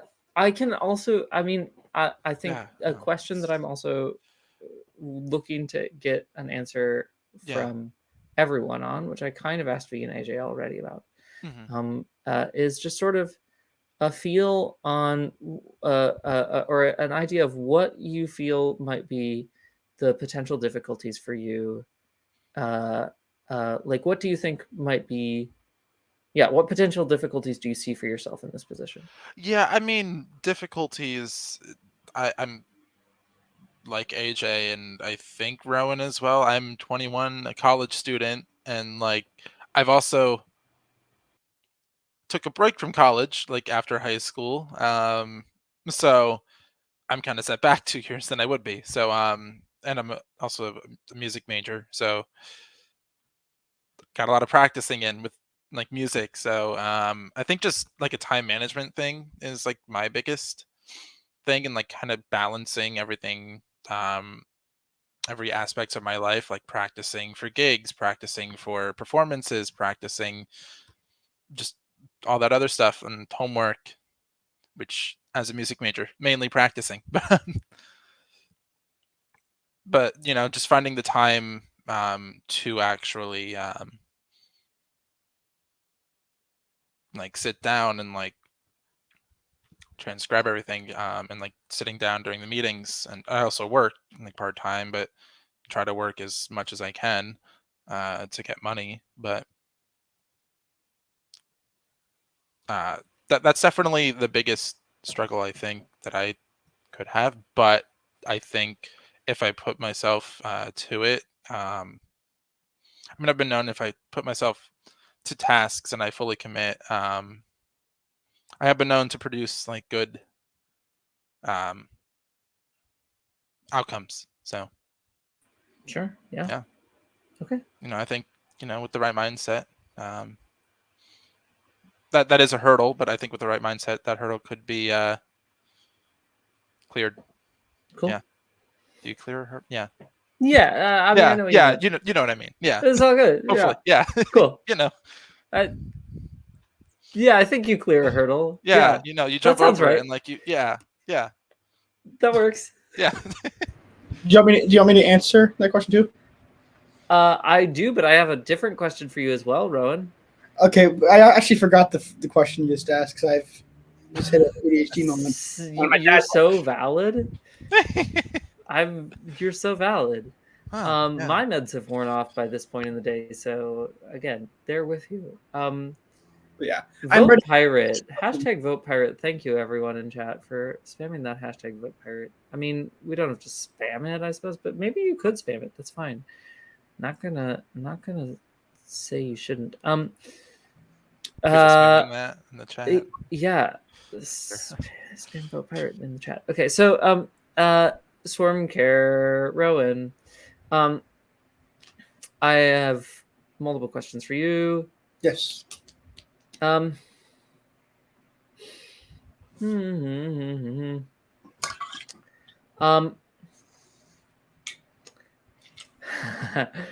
gosh, this is an interesting one. What should I ask that? Ask what? Why does the swarm need care? Why does the swarm need care? I can answer that in a serious way, actually. I would be interested to hear you answer that in a serious way. I'm not. I. Oh, okay. I think you just muted by accident.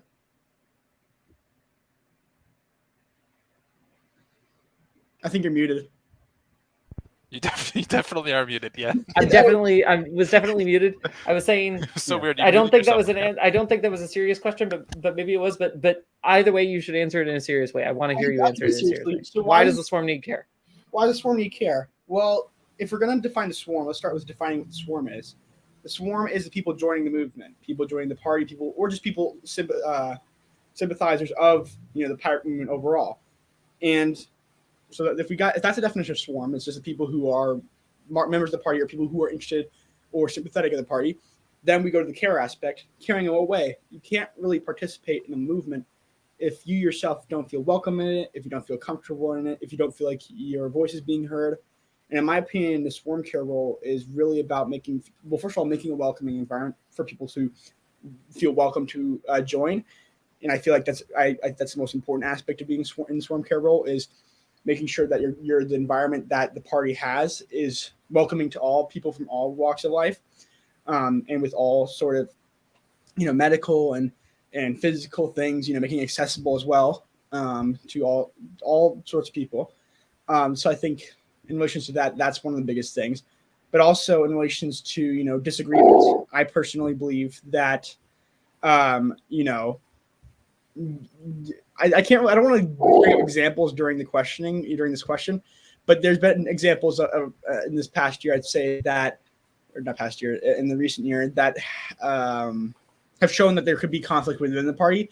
And I personally believe that the swarm care role also could play a role in that. I wouldn't say that's been precedent in the past, but I think that the swarm is everyone a part of the movement, and when there's conflict within the movement, I think the swarm care manager should participate in trying to resolve those issues. And also, I see it as a supportive role, not just just for people who are incoming, but also people who are in and actively participating as pirates. Running candidacies in different states. Try as a swarm care manager, I would do all the research I can based on the state they're running in, and support them by making them literally any way I can. I can't pretend I know everything, but I wouldn't be against trying to learn to help. Learning how candidacy forms work in different states, making graphics, giving moral support. Just I see the swarm care role as kind of like a mix of HR and overall just support. Maybe that's not the best way to describe it, but I kind of see it as just a supportive role, and I like supporting people. So, yeah.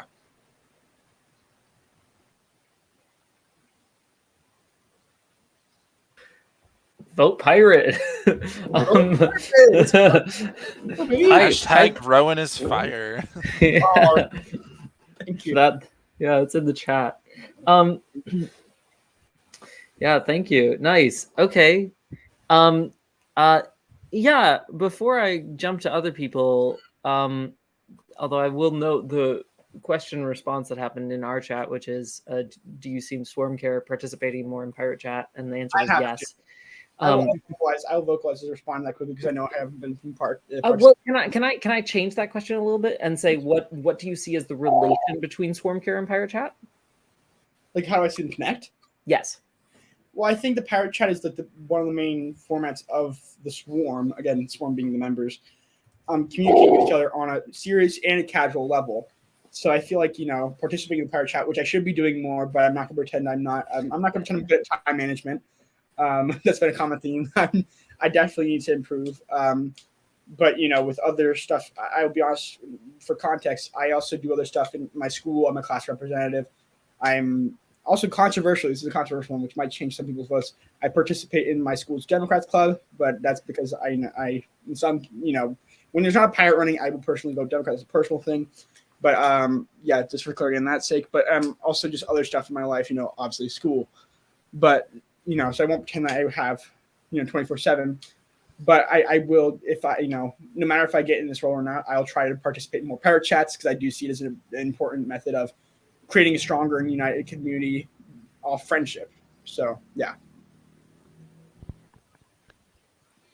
Before you ask your question, but I do want to hear it, I'm going to do the tech thing again. So we're going to blip out everyone for another 10 seconds. Hold your pirates. And we're back. Here we go. Okay.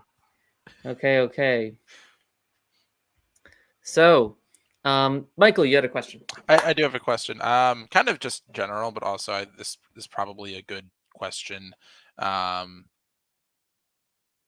I mean, I guess it's technically been already answered. I don't know if this would be the same question that was asked, but what exactly is swarm care and what does that entail for? Because I've always seen it and I tried looking it up, and then it could also be a question just for Rowan, like, what do you see swarm care as, and how would you best, you know, Yeah. fill that role if you were elected? Let me first say that we just received the official one in the bylaws. Okay. I will say that, you know, I Right, do yeah. inspire some of those because, again, welcome new activists, you know, I need to look at the which bylaws. are overall health of the activists, calling new activists. So again, I'd say that, well, the official one, I kind of expand on it, I'd say more so. I think I kind of already answered this question, but I'll try to answer it in a different way, just to Yeah. make it a little bit funky. Just, but you know, pretend it's a new question. And a little bit quirky, yeah. Yeah. I do think there's a different way to answer it that might be a little bit less confusing, but simply I'd put it, it's kind of like a mix of internal affairs, you know, overall, and I'd say specifically like in HR as well. Like I want to, like, I wouldn't say I'm officially licensed or anything, but you know, like I want to make people feel mentally welcome. I want them to be able to communicate to me about what they're feeling about stuff that's happening in the party. If they're feeling, if some people, you know, if there's conflict within, you know, if someone feels uncomfortable about somebody, I'd rather them, you know, come to me and be like, hey, I'm feeling this way, and then I can try to find a mediation for that. Or, you know, people just saying, oh, this kind of terminology I don't like, or, you know, simple stuff that I'd say, like, you know, can be categorized either as HR, human relations, or as internal affairs, like, you know, making people feel welcome. But as a swarm care, I wouldn't say it's like, you know, with some of these roles like treasure, it seems more like solid out, you know, even though you could expand on it. But, you know, when you think treasure, you think of money. With swarms care, you don't really have the thing you first come to think to. You're like, swarm care, what the fuck? Or what the heck? But, you know, for me, when I think of swarm care, I think of caring for the swarm, and I see the swarm as the people in the movement. And so that's how I kind of give it this like humanistic kind of role and kind of like care role. I kind of think the second word applies most to the role overall, which is care. I think care is the.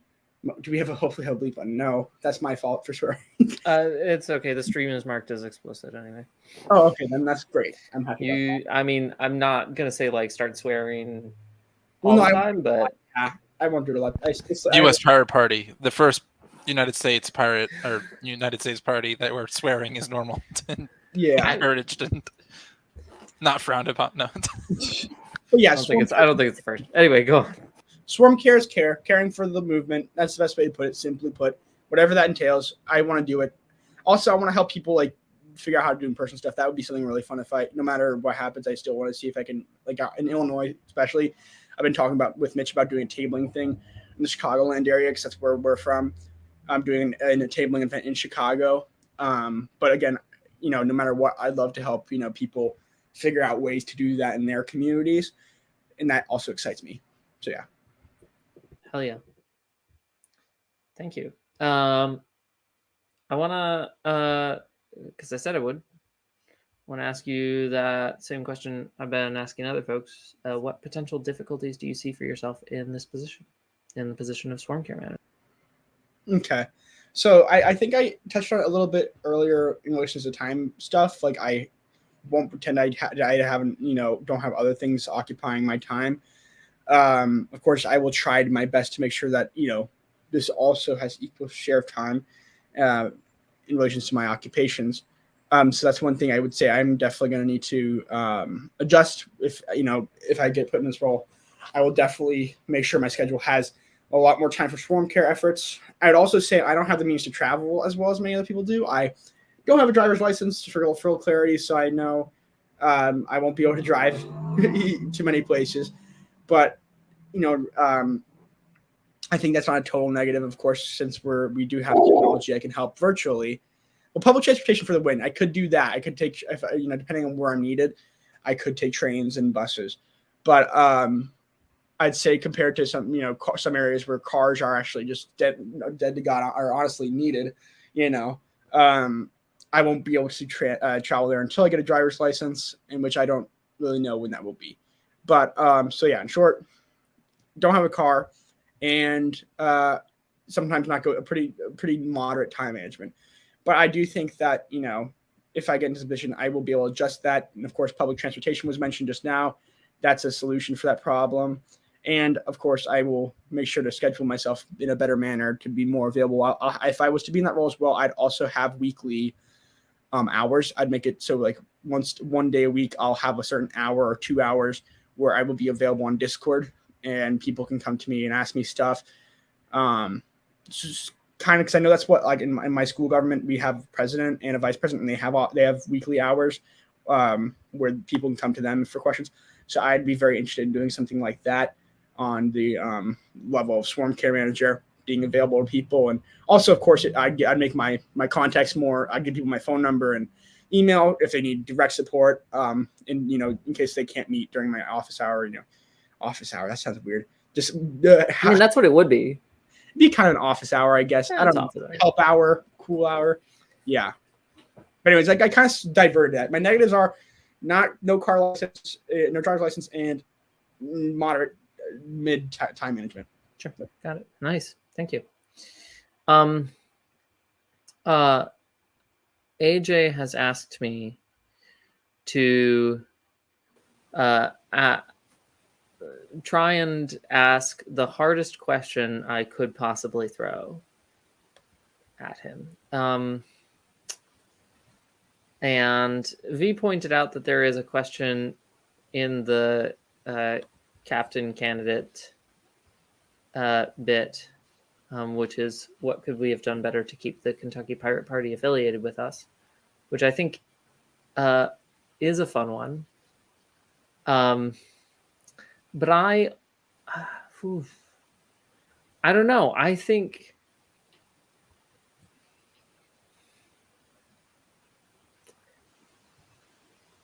that's AJ. There's a part of me that wants to throw that at you because I legitimately don't know what the answer to that is. And also, I want to challenge you to answer that question without being down on yourself. Yeah, I mean, are you throwing it my way? Yeah, with the potential for a different, really difficult question, if I can think of one. Okay, please ask me as many difficult questions as you can think of, because I think it'll force us all to get creative, right? Cool stuff. I have to reflect on my time as chair, and V has to figure out how to answer and hopefully, point out ways in which they might be a better candidate. So, I think this will be fun. This gives me a chance to get. I feel like my last three answers were really dry and rambly and political, so hopefully I can put some energy into this one. Kentucky, probably only probably first pirate scandal in a while that I actually got contacted by a journalist about. That didn't go anywhere, but that did happen, just so everyone knows. I think people have a variety of different takeaways from that situation. I've talked to people who think that the issue was at its core, not possible to resolve. I've talked to people who believe that the issue is some sort of, internal ideological dispute, centralization versus decentralization. I keep saying I've talked. What's up with that? I have talked to people who believe this was a broader ideological dispute, actual political one, moderate versus radical. I don't believe it was really any of those things, and that includes unfixable. I don't believe it was unfixable, and I don't believe it was unavoidable. The one solution I want to propose that I have thought about after thinking about this for a while, that I think is a good answer, that could have fixed at least a little bit of it, is integration. I think one of the things we could have done better is the Kentucky Pirate Party as an entity and the United States Pirate Party, the PNC, as an entity, were not well integrated with one another. For the most part, on the day-to-day, week-to-week, we both functioned completely independently of one another, and we didn't talk to each other about what was bothering us. We did not have that line of communication, and that stifled everything, right? There's an idea, I can't remember where it came from, but the idea, it's like a tongue-in-cheek economic thing, basically goes like this. back in the early 90s, before some stuff happened, the line was, no two countries with a McDonald's will ever go to war with each other. That was proven incorrect. Now it's been revised, kind of in folk sayings, and now it's, it's statistically way less likely for two countries with a McDonald's to go to war with each other. It still happens sometimes, as I think Balkans was one of the examples, and now, of course, Russia invading Ukraine. But what that actually means is, yes, the actual non metaphorical sense is that probably just has something to do with the U.S. and the EU, and they're picking their allies, right? But the metaphorical importance of that is it is an attempt at explaining the way in which two countries having strong ties with one another more or less prevents almost all conflict. Usually this is economic, but it can just be, just good diplomacy. It's sort of a very simple idea kind of extrapolated and actually turned into, okay, what are the concrete stakes that we can actually put down? The foreign policy idea is pretty much just, let me revise. It is mostly economics, or else it would be kind of a no-brainer statement, right? On foreign policy, it's economics. If two countries have close economic ties, them going to war with each other would collapse both nations, because both of their nations' trade systems would be imploded. We see this with the Russian invasion of Ukraine. Europe now doesn't have gas, and Russia now doesn't have McDonald's. Pretty bad trade, right? And that's why Russia should not have done that.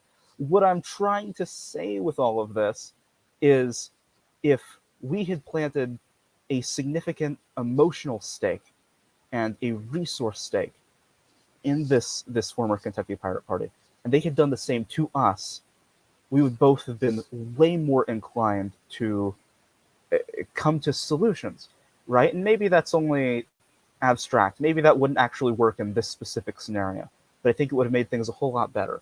What I also mean by that is overall decentralization. Both the PNC and the Kentucky Pirate Party, due to lack of volunteers, in both cases, weren't always acting super democratic or decentralized. Both of our decisions, in making the decisions that led to that split, were made by just a couple of people on both sides. Very few things ever went to either of our boards, and that meant the people were not involved. And if the people on the ground were involved in this dispute and they were able to make more decisions, that would have prevented conflict, right? Because what do everyday members in Kentucky or Indiana and Massachusetts have with each other? What beef do they have? Nothing.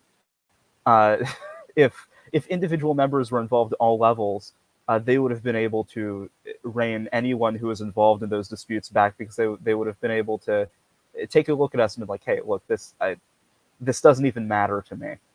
And I think that's very important too, right? So I'm rambling again, and I feel like I'm getting a little political, and I don't like that. But the point that I'm trying to make is, if we want to avoid a situation similar, maybe we couldn't have avoided the Kentucky situation in of itself, but if we want to avoid a situation similar, every pirate party, every state party needs to have a McDonald's.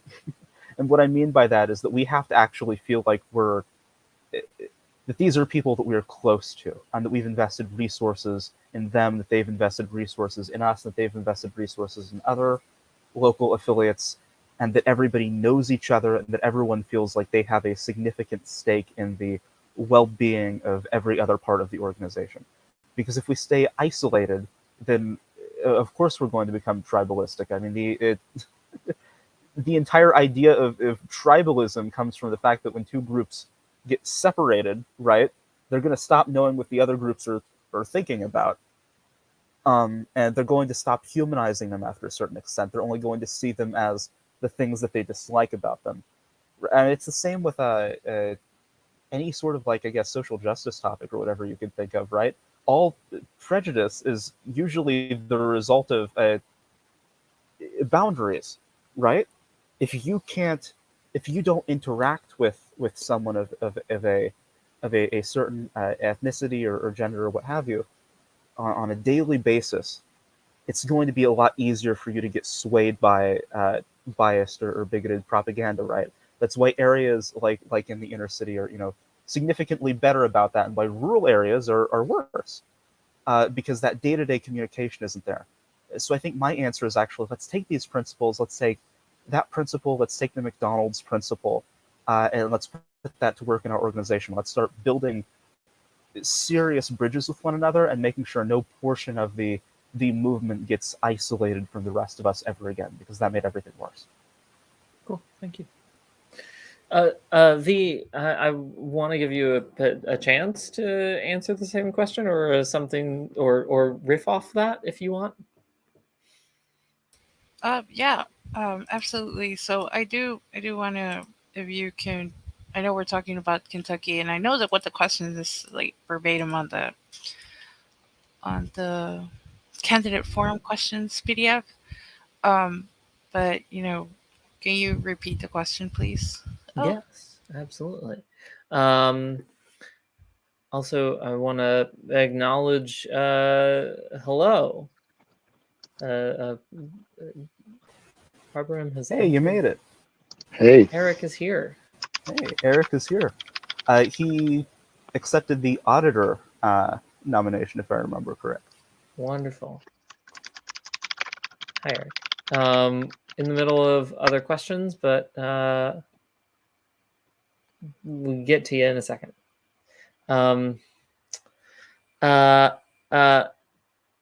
Yes, V, I'll repeat the question. Thank you for saying that. Yes, what could we have done better to keep the Kentucky Pirate Party affiliated with us is the question. so unfortunately, I don't have a lot of different answers in what AJ has says. A lot of this is, AJ used a lot of like economics terms, but I'm going to use more like corporate terms because that's my background. So, retention, what we're really talking about is retention and longstanding, and what Rowan was saying of like, human relations and like support for each other. I've been flagged for saying this a lot of times in the platform committee, but when you think about marketing, um, in the corporate world, there's this new form of like employee and employer situation where your employee is your number one customer. Now, as the PNC, as the United States Pirate Party, our number one customer is the state parties. They're, yes, decentralized. We are a party of parties, but we are in effect everything that all the positions that we do for the PNC and the national level is what we do for these state parties. And also, the bylaws say states, but they're more like regions. So, you know, swarm care, what does swarm care look like, in the situation with Kentucky Pirate Party? What does regular meetings between, the PNC and like maybe have like a captain hour or something like that where all the captains from all the states hang out. It does hang out. Like there's so much focus on like, okay, what do we need to do and how can we do it, and how fast can we do it, when really we just kind of have to vibe. We just kind of have to chill for a lot of the time, which hashtag chilling with my villains. But no, like the most important thing that I have learned from being a um a bystander, and like I came right after everything kind of like exploded, is that we really just had to like improvise, and grow together. Improvise and grow together. And one of the few items that I saw when I started attending PNC meetings was how do we handle conflict, and how do we have that channels of communication if we need to have a problem with two members, a problem with two states, a problem with PNC and state, a problem with two, whatever the problems were or need to be, and that's something that needs to be revisited ASAP, because we were going to form a little task committee and look at that more. So that's really what could we have done better, and just communicate and be there for each other. Awesome, thank you. Eric, I want to jump to you. Hi. Hey, I'm just so you know, I'm probably jumping off in the next 5 to 10. Okay, well, perfect. Then can you give a brief introduction of yourself, and then can I ask you a question? Sure. Eric Rzekowitz, Indiana, Indianapolis area. Nice. Oh, I'm gonna be in Indianapolis in late June. Do you want to meet up? Also, AJ, do you want to meet up? Yeah. What do you mean you're? I'm guessing Sorry, Gen I'm Con? like just making the like the synapses of my brain just went like there are pirates in Indiana. What? Look, it wasn't me thinking that you're in Idaho or anything like that. No. The people, this fellow Indiana pirate needs to know that Yari first thought I was in Idaho for a very long time. Okay, it was either Iowa or Idaho or Indiana. It's one of the high states. Anyway, so look, I live in California.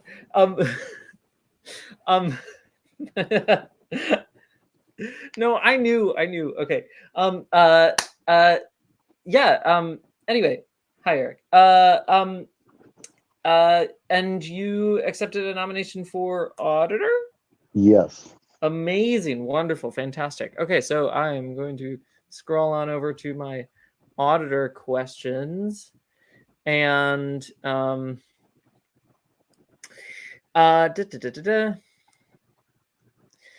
yeah. So the auditor or bean counter is still an officer of the PNC because it was decided that it was important to have an elected auditor, right? The schedule that, my question is essentially, I'm just going to read this, right? What schedule will you set for yourself in the process of auditing, and how will you keep it? And then when not performing those duties, do you see yourself actively contributing to the National Party?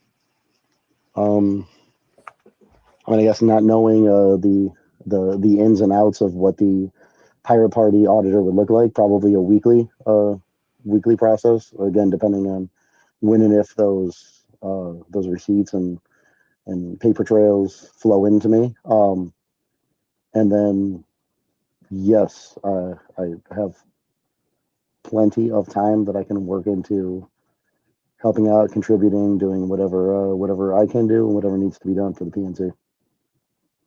Fantastic and succinct. I love it. Quick follow-up, which is what do you see as sort of the role of transparency and the or the importance of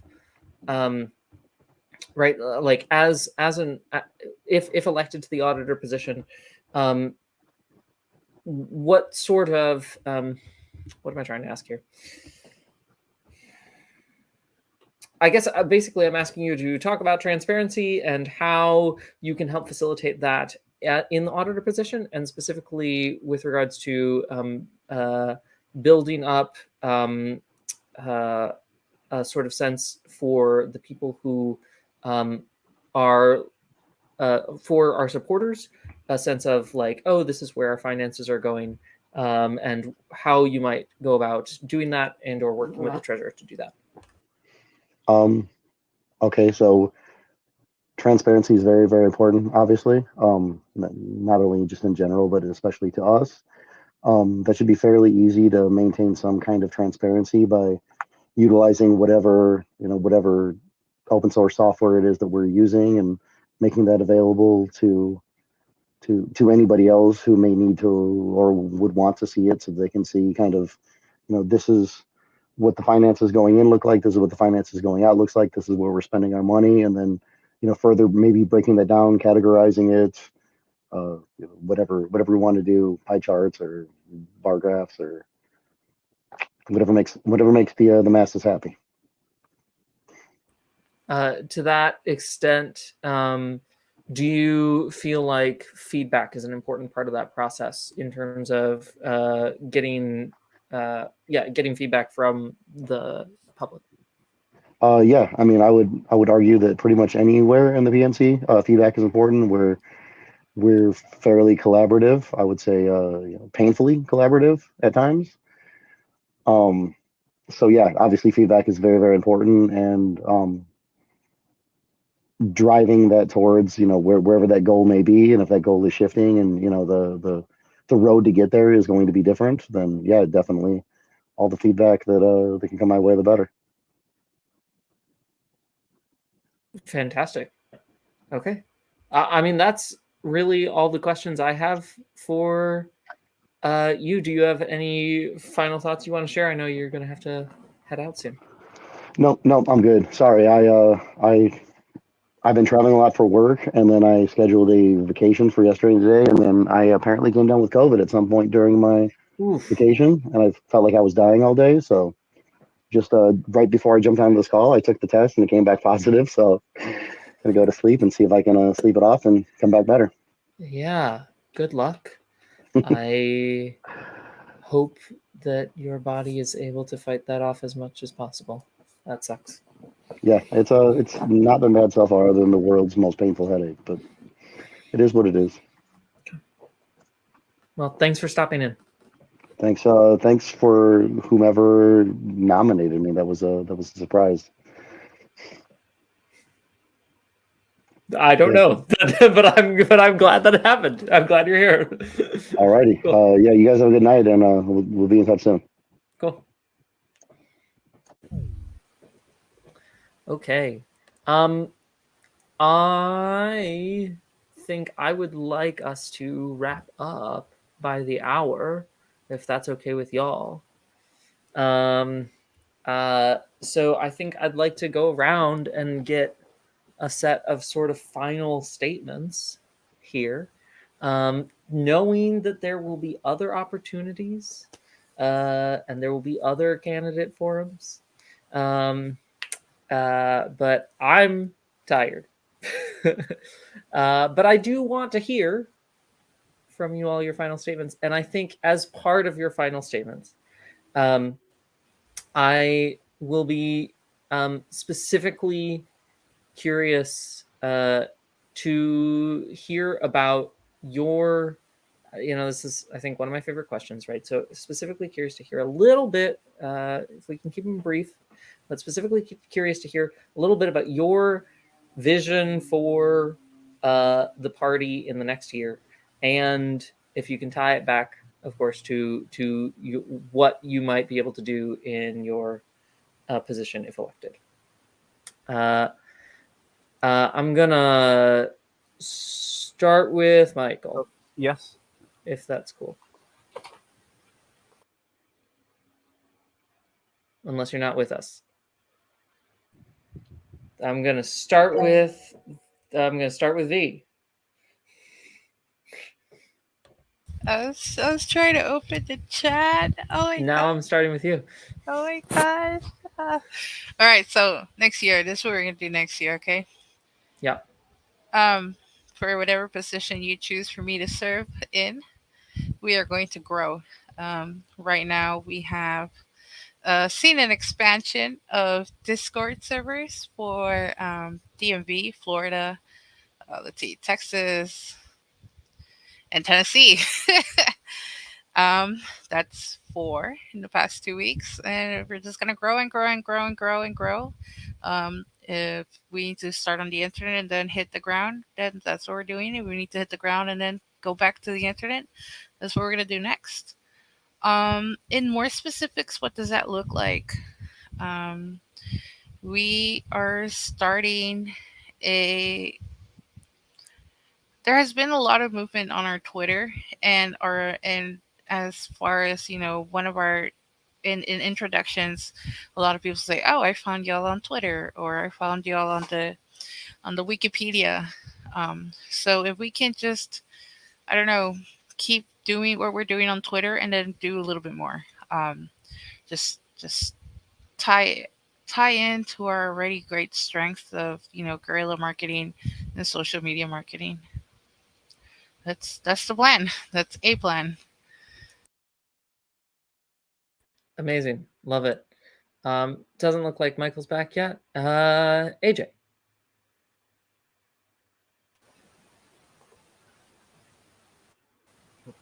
Okay, I think I'm back. Yeah.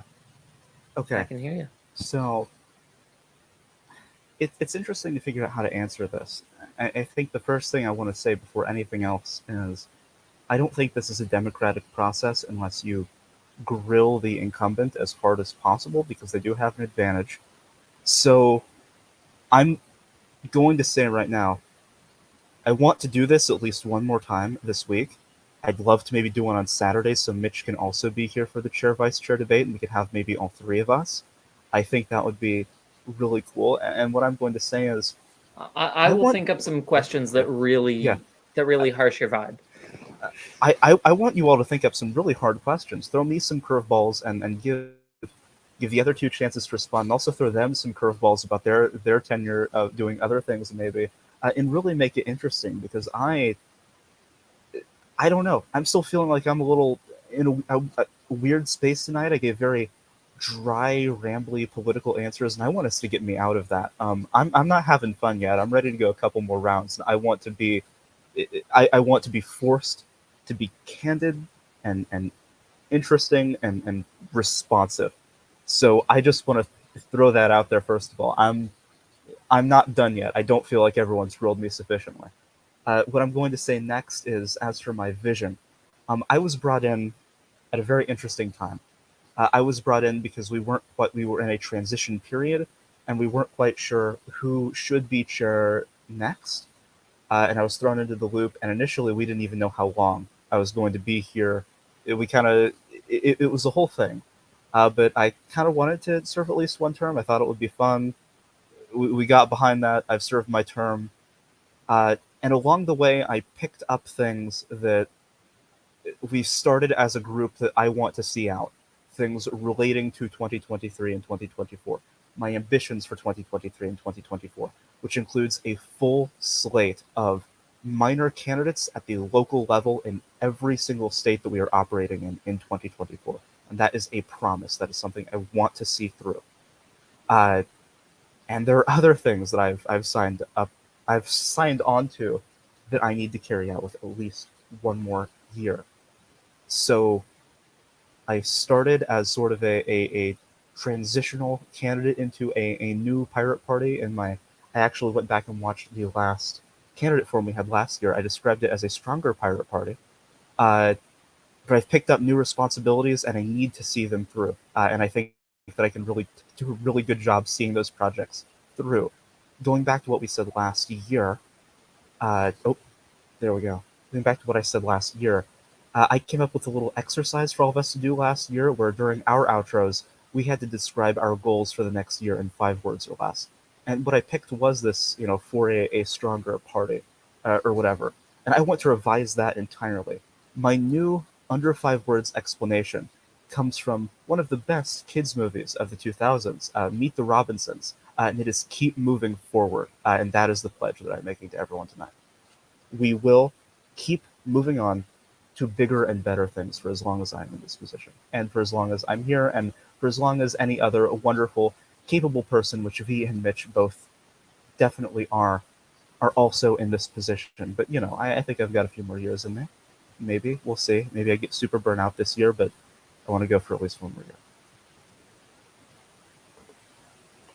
Cool. Thank you, AJ. I'm going to toss it to Rowan. I don't see Michael here yet. That's fine. I think so just to clarify, the question is where we want to see the pirate party overall. Yeah, I mean, it's finishing statements. It's vision for the next year. Yeah. And apparently AJ's challenge for 5 words or less, which I will happily throw back to V before we end. So, let me see.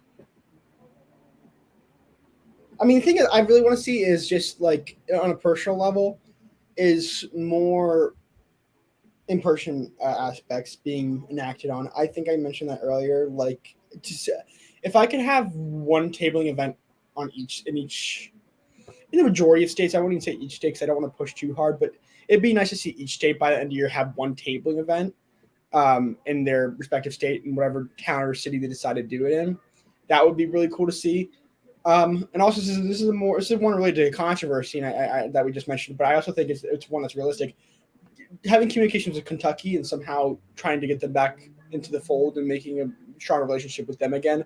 I would love to participate in that if I had it, no matter if I get this role or not. I'd love to participate in that process of, because there is, I think, even though, yes, we're an umbrella party that has decentralized aspects, I think that we have the ability to unite, if we communicate our goals and communicate respecting each other's differences, as well as making sure that we have a shared common goal.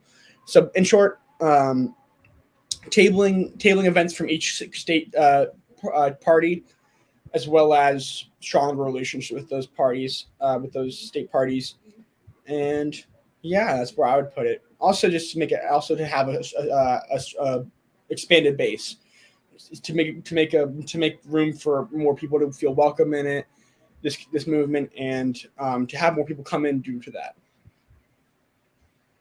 Cool, thank you. Do you have a 5-word or less version for AJ's challenge? Tabling, Kentucky,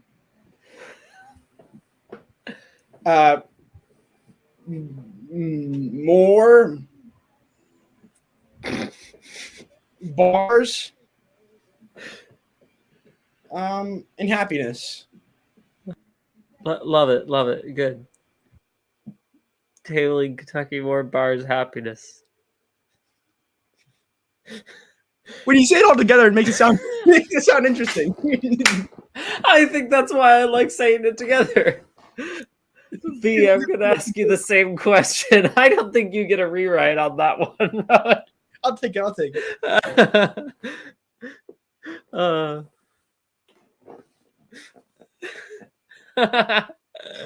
Okay, I'm just gonna say that I stole this. Do it. I stole this one. Everyday problems require pirate solutions. Ooh, I like that. Everyday problems require pirate solutions. Honestly, write that on a shirt. Wait, where did you get that from? I'm pretty sure. I'm pretty sure one of our guests in chat wrote that initially. Oh, that's good. That's good. Thank you, chat. Thank you, chat. Okay.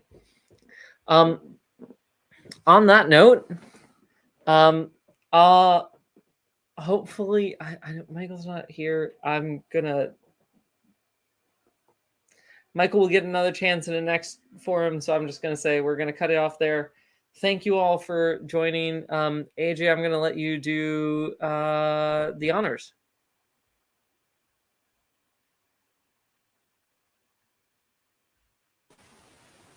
Okay. Shoot, I should probably get ending the stream pulled up real quick as well. I have it up. Okay, you have it up. All right. Thank you all for attending the opening part of our 2023 conference.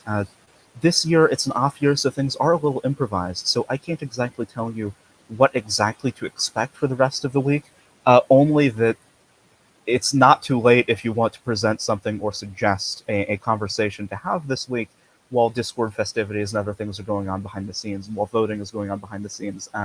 Please reach out to us because there is still space.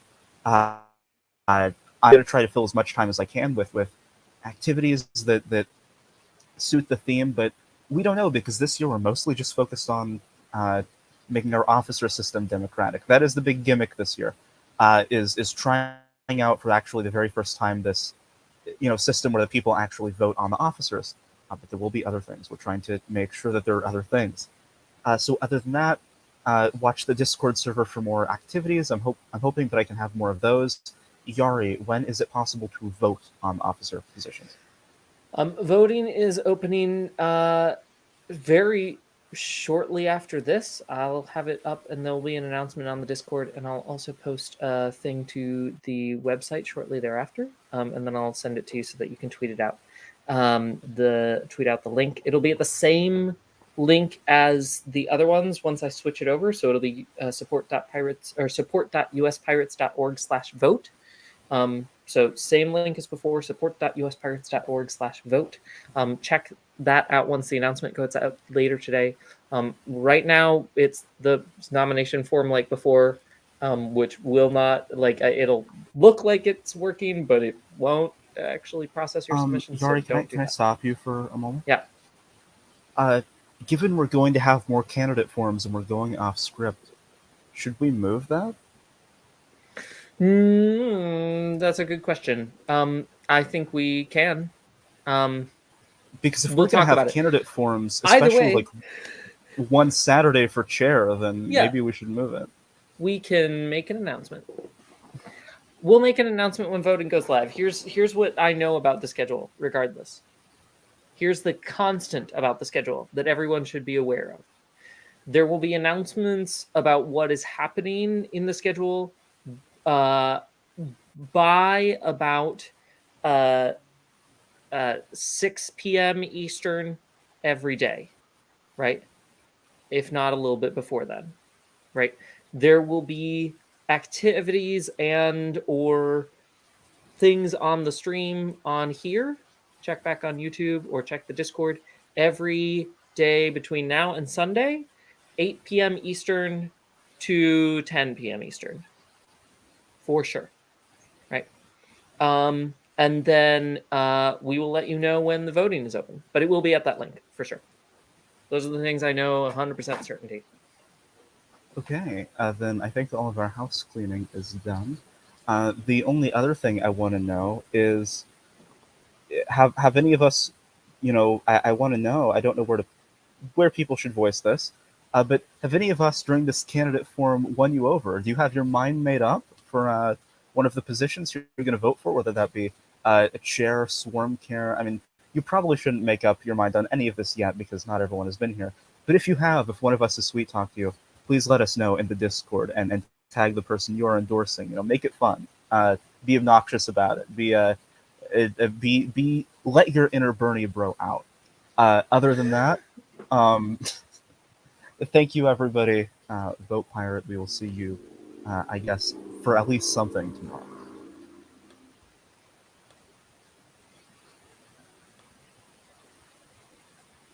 And we're out.